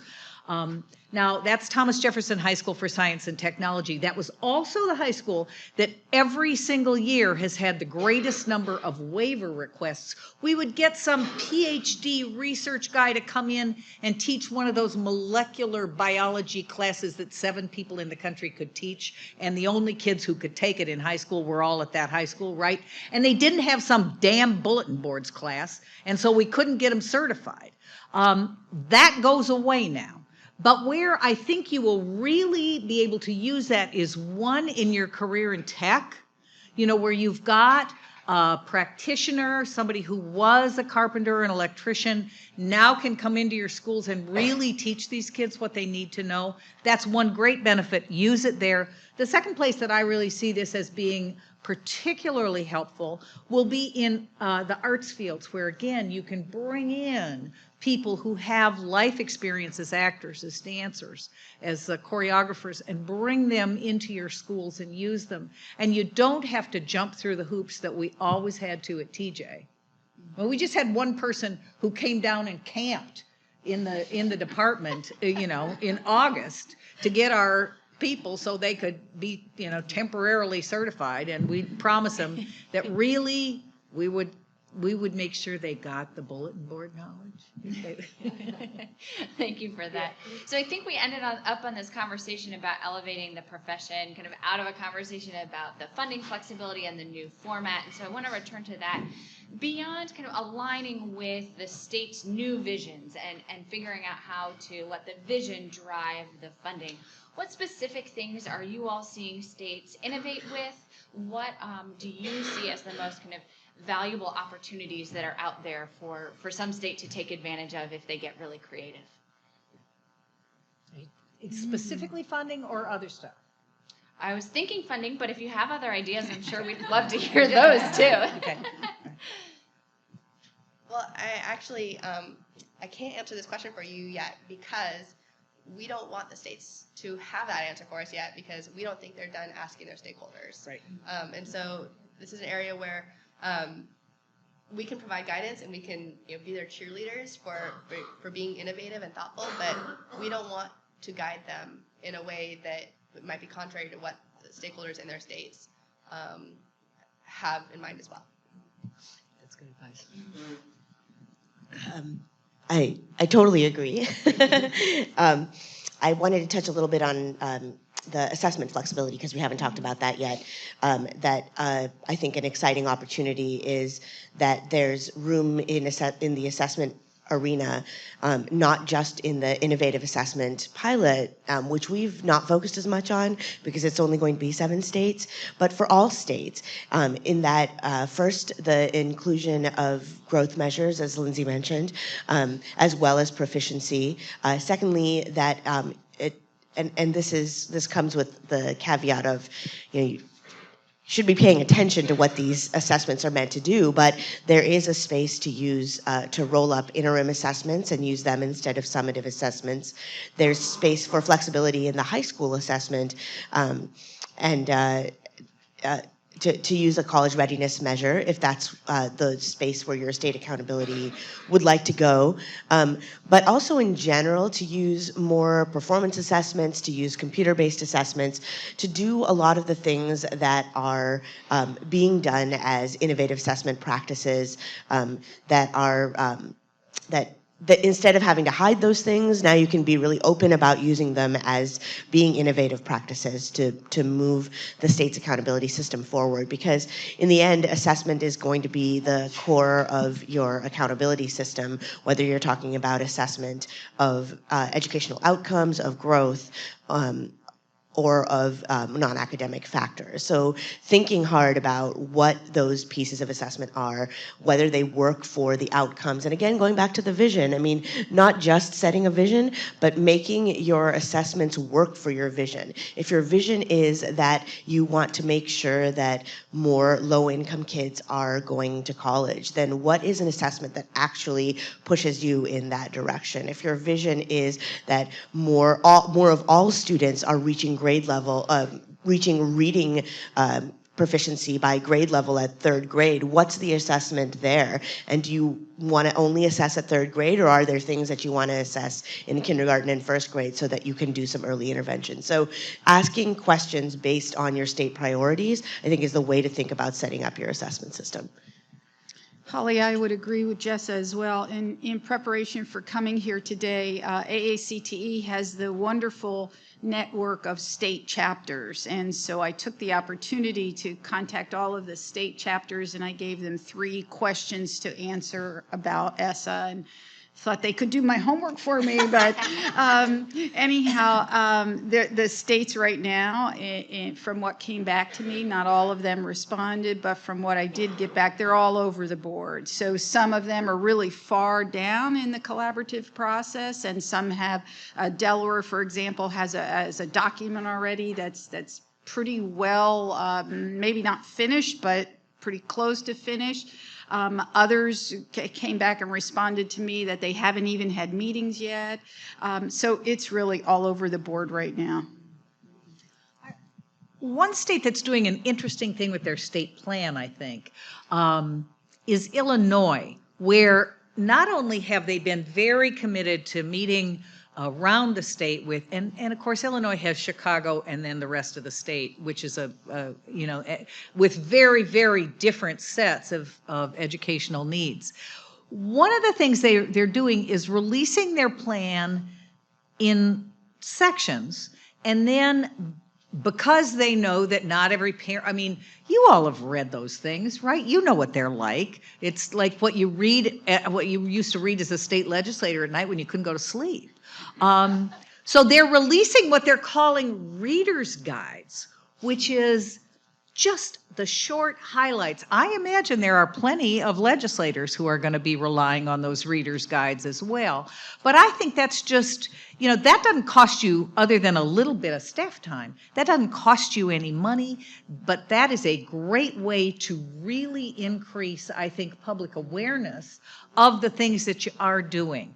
And I agree with Jessa, it's too early to talk money yet. Get the plan right, and then put the dollars behind it. So being cognizant of our time, I want to make sure that you all have the opportunity to ask plenty of questions. I think we've got a mic that can roam around, and we'd be happy to take questions from you all.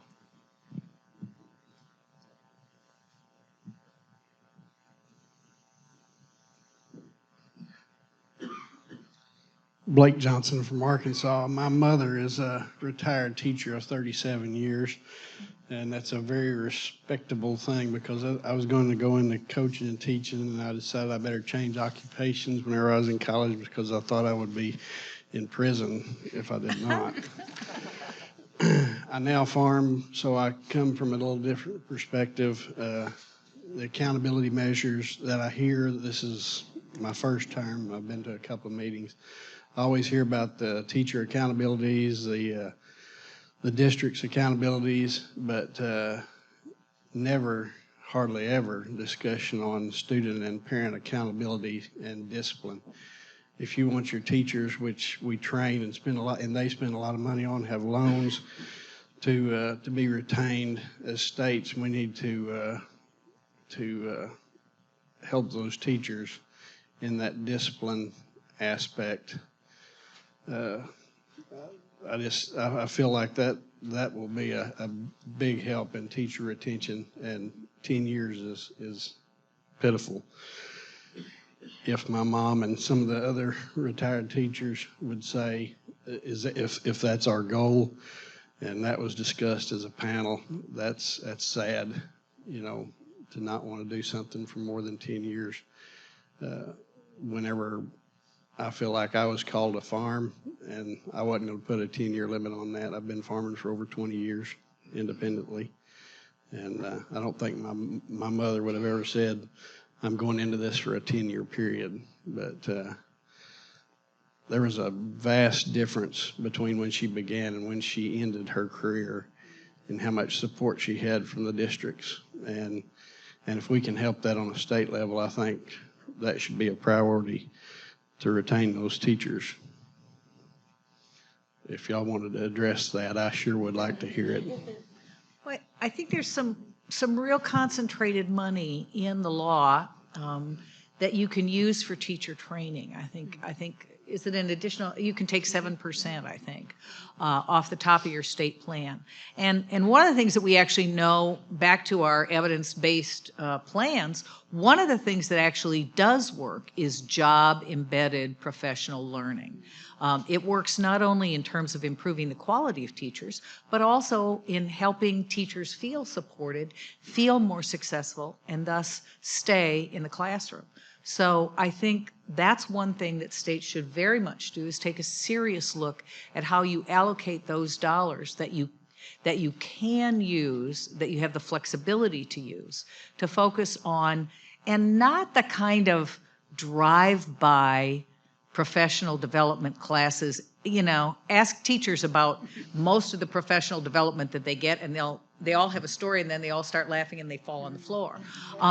This is job embedded. This is somebody's in your classroom, maybe teaching side by side with you, watching you, helping you right then say, when Johnny did that. I mean, teachers make hundreds of quick decisions every single day, and helping them be more intentional about that and understand and build in the habits so they don't have to think through what to do, but they just automatically know sort of how to deflect a particular situation.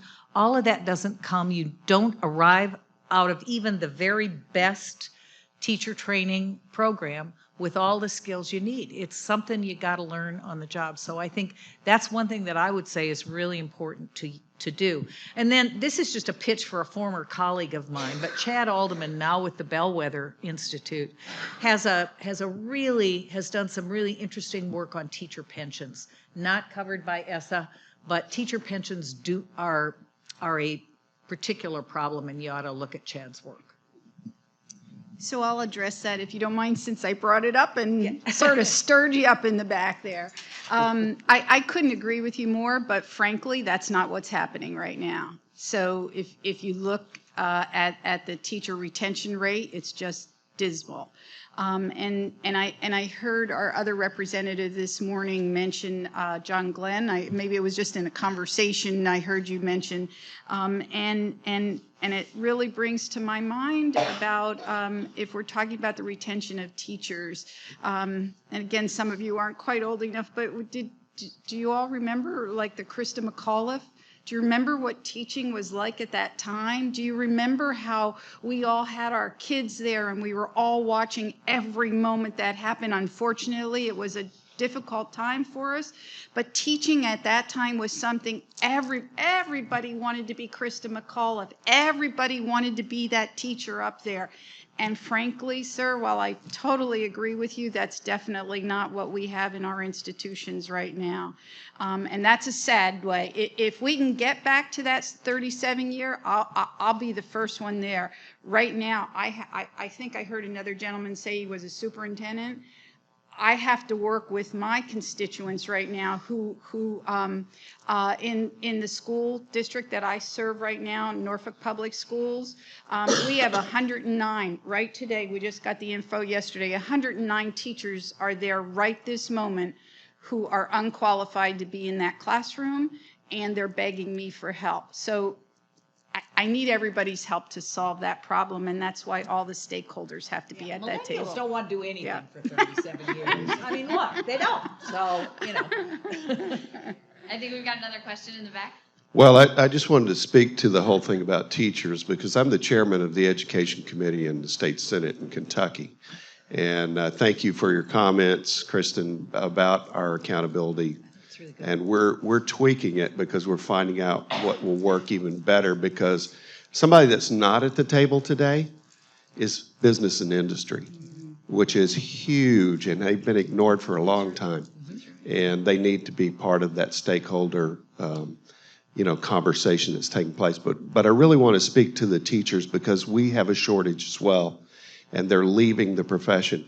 What ESSA provides for us the opportunity to do is roll back all this over-prescriptive stuff that's come down with No Child Left Behind, the waivers, the race to the top, everything we had put in our law. And we know that Washington loves reports, and then it trickles down to the state level. Oh, they've got to have more reports, so the teacher really doesn't have time to work on lesson plans because they've got to enter it into this system for all their kids. And they're doing all these reports and they think, man, I didn't sign up for this. So we're trying to roll all of that back, in the testing that will give us the opportunity to roll that back too as well. Because I can tell you in one district, there were 60 days out of 175 instructional days that they were doing practice tests, they were doing pre-tests, they were doing test prep, and all of this, which is lost instructional time. And teachers all over the place are saying, whoa, man, hey, I didn't sign up for this. They love what they do. They go into the profession because they care about the kids. And so I think we have a real opportunity with ESSA to get a lot of that crap out. Excuse my language, but, you know. Other questions? Just a comment. One, I am a businessman, been in independent pharmacy ownership for over 40 years. Also run the family farm. But I have teaching in my blood, so to speak, in that my mother was a 40-year plus teacher. My grandmother, on the night she died, she taught school that day. My sister-in-law was 40-year teacher, and my wife taught for a short time till we began our family. Having said all that, I'm a strong proponent for the accountability. I think that that has to be included in that. But I think that we've missed something, and Dr. Bray, I'm kind of going to direct this a little bit towards you, in that in Tennessee, as we have clamped down on that accountability and also on getting our students ready for college. A large percent, I think it's 40%, enter after graduation from high school not ready for the college. And so that's part of the push, is to get those students ready. But there's another part of that circle that comes into play, is that we're taking those accountability figures for our teachers, and then we're about to begin to applying that back to the college that instructs teachers, who is doing a good job and have teachers ready day one to walk into the classroom. What I hear mostly is first day is terrifying for a teacher. Well, it shouldn't be. You've been trained, as I was trained to be a pharmacist, to be confident when you walk into that pharmacy the first day or in that classroom the first day. Not all the college presidents, my understanding is, are not very happy on receiving this data. But then that's part of that accountability circle that needs to be incorporated there. So if it was directed at me? Well, I don't know that there was a question in that. It was just a comment. But I would just like to share in response that AACTE wholeheartedly agrees with you, and that's why we are really concerned about making sure that not only teachers are prepared for the classrooms, but also that all of our institutions who prepare teachers and who prepare other leaders are really following really high level standards. So it's you bring up such a good point that AACTE supports 100%. AACTE also has been central in the development of EdTPA, which is a performance-based assessment of really entering teachers or new teachers.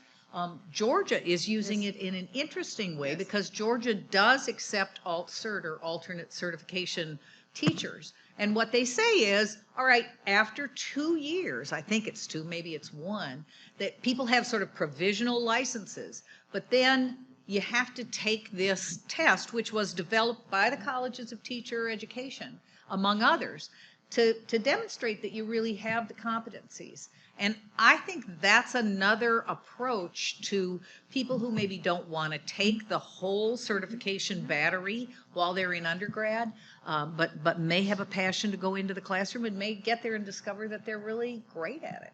And so I applaud AACTE for that effort. I think it's innovative, it's interesting, and it may help solve the problem. I think that we also need to think about a career. I'm trying to balance this whole, like, you want someone to be in the classroom for a long time and you want them to be ready on day one. I think that if most of us think about our jobs, it's not that we weren't ready on day one, but we were certainly better 5 years in, and 10 years in, and 20 years in than we were on day one. I would hope that we were.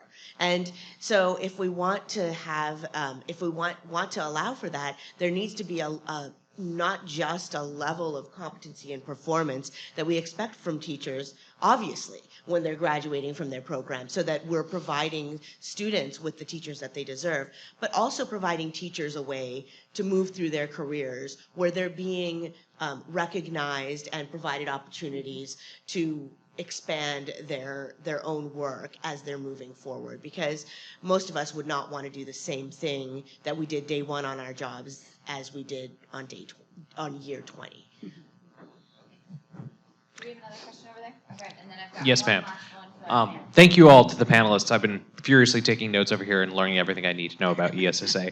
My name is Philip Hawley. I'm with Respectability. And the one area of ESSA that I'm most interested in is around the juvenile justice component of the law and the changes that are undergoing to continuing to provide special education to justice-involved youth and assessments for disabilities. So I'm wondering if any of the panelists could address the work that's being done around that, or the regulations, or what do you see as really the improvements to be done for that particular subsection of the youth? I don't know much about it. Thank you. Sort of looking at each other. Lindsay, Sorry. you know? Lindsay, Yes, my- yeah, I'm really sorry. That is just not an area that I know much about, so. Nor I, sir, sorry. Sorry. If you give me your card, Stumped us. we'll be glad to get back to you on it. He gets the prize for stumping us. I don't have a lot of details for you, but I would say that my last entry came was just last Friday. Thank you. Was just last Friday with former Secretary Arnie Duncan in Chicago celebrating juvenile justice work and reentry work. So there's, I think, a lot of room for, I mean, you know, as you know, states struggle with this. We struggled with it in Delaware. We struggle not only with how to serve students in facilities and what their education looks like, but all the, but when you actually have young people 24 hours a day, you actually have more options. I mean, the challenge, at least we had in Delaware, was not so much helping them succeed while they were in centers, but more transitioning them out, and then as they transition back in and finding them places. So I think there's sort of growing attention to this nationally. It's a really important issue, and would love to talk with you further about it and even connect you with the folks who really focus on this at the department. Yeah, of course. So my last question for the panelists has to do with kind of what next and the transition and how states start beginning to live into this law. Obviously, over the last month with the election and the final regs, we have a bit more context for how we might begin thinking through that. But I'd love your perspectives on kind of practically and politically what all of that looks like as we think through the transition and living into this new reality. Great, thank you. I'm excited about this question. This is the one that we get most frequently as well from our states. First, I want to start though by talking just really quickly, kind of bringing together some of the things that I and other panelists have said today. But you've heard a few of us talking about how not only is this an exciting time for states in terms of the new authority that we're regaining from the federal government, but there's so much responsibility there as well to make sure that we are doing right by kids. So we truly believe that the work that we're doing right now has to be based in equity, has to be based in college and career readiness, has to be based in social justice, and making sure that all kids have the opportunities they need to succeed, and that we as states won't be successful unless we've met all those goals. So we're not looking at this as a free pass. We really are just looking at this as a way to make sure that the work that we're doing is in line with the needs of the communities that we serve. And so wanted to just make sure that that's understood as to be underlying to the work that we're doing. In terms of the transition now, you know, we've been transitioning for the last year, shy one day, but we are really encouraged by the work, especially the stakeholder engagement work that states are doing.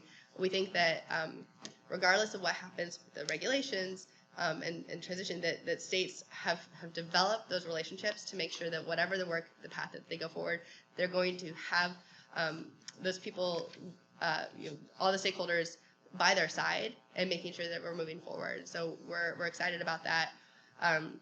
As we've heard, a couple of new batches of regulations have been finalized in the last couple of days. They have not yet, however, been enacted, and there's a 60-day gap before that happens.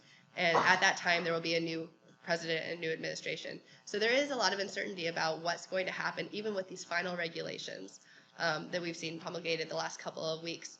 But what we have been reminding states is, regardless of what happens with these final regulations, we have a statute, we have this law that was passed, and that we really need to stay focused on what's in that law, and again, on what your state is developing with your stakeholders. And if you stay true to that, you're going to be fine. There might be some tinkering later when it comes to once we know kind of where these final regulations have landed. But ultimately, if you are doing the right thing for the kids in your states, then you are doing the right thing, and that we can worry later about how the regulations will support that work.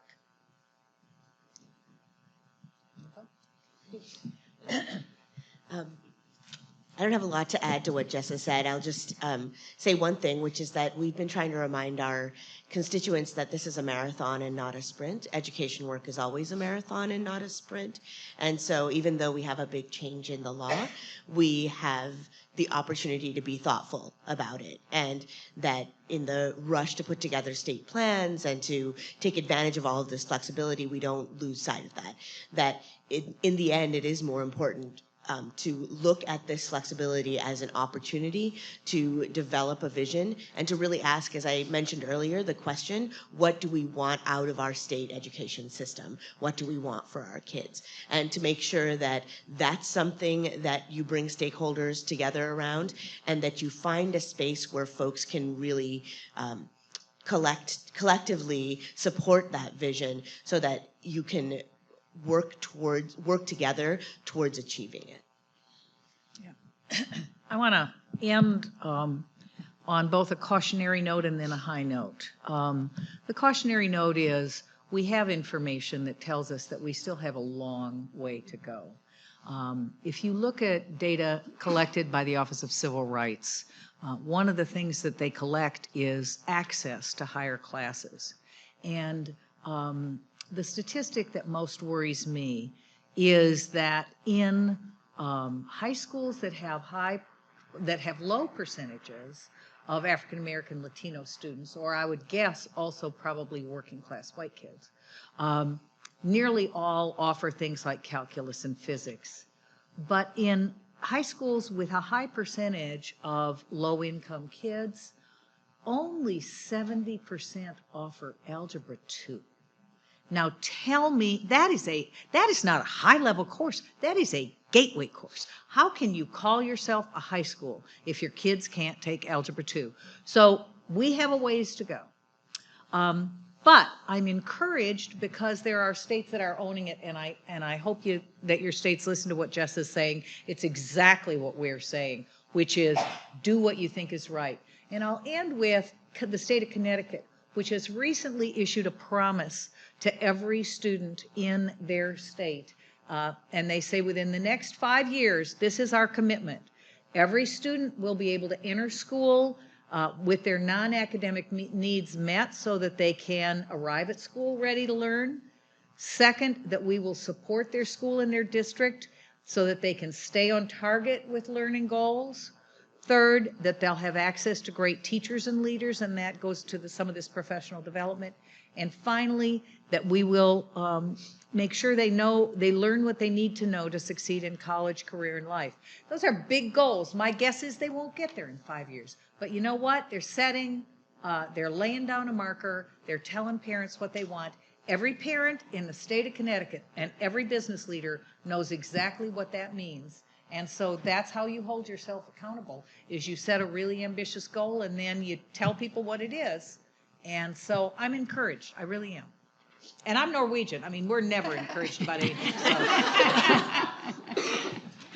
I would just add two final pieces. And one, if your state hasn't really started some of those conversations, or even if you are in those conversations, CCSSO has a wonderful, wonderful document to guide stakeholders and actually offers questions. And frankly, we've used it at the institution for other problems that we're having to really guide group discussions. So if you don't know that document, I would urge you to get it out. And then finally, I think talking about moving forward in the future and the transition, AACTE strongly supports the statement from our current president, Barack Obama, when he did sign ESSA, and he said, with this bill, we reaffirm that fundamentally American ideal that every child, regardless of race, income, background, and the zip code where they live, deserves the chance to make of their lives what they will.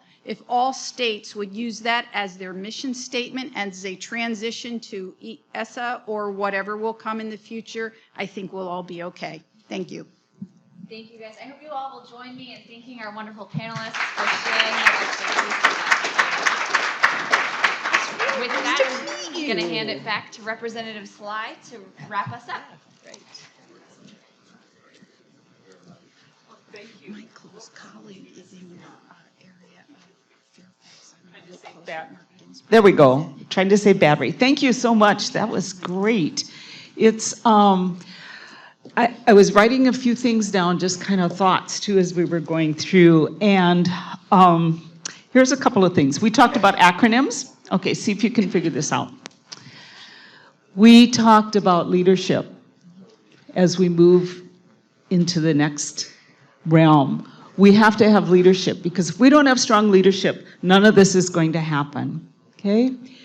We need to have innovation. We have to think of something, doing it differently than what we've been doing it, but remembering to keep the things that are working, keep those things, but build on that through innovation. And having flexibility, that's another piece of that, because I know we talked about No Child Left Behind, how rigid it was in so many ways, and being able to have that flexibility to do some things that are maybe just a little bit different than what we've done, and being free to be able to do that, and then to evolve, to be able to not just stay where we are. And as we talked about how education has evolved over the years. You know, our classrooms have changed, our teachers have changed, our family structures have changed, the needs of our schools have changed, and we need to be able to adapt to that as we're moving through it.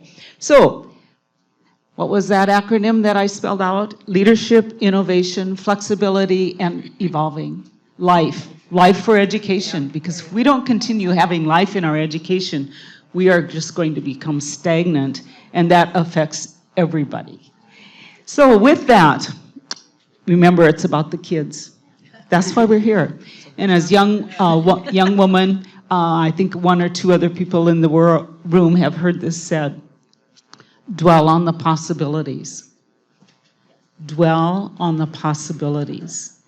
That's where we're going, and then we need to act to implement those possibilities when it works for our state. So thank you so much for today and for coming, and we hope that you have been enriched. So thank you.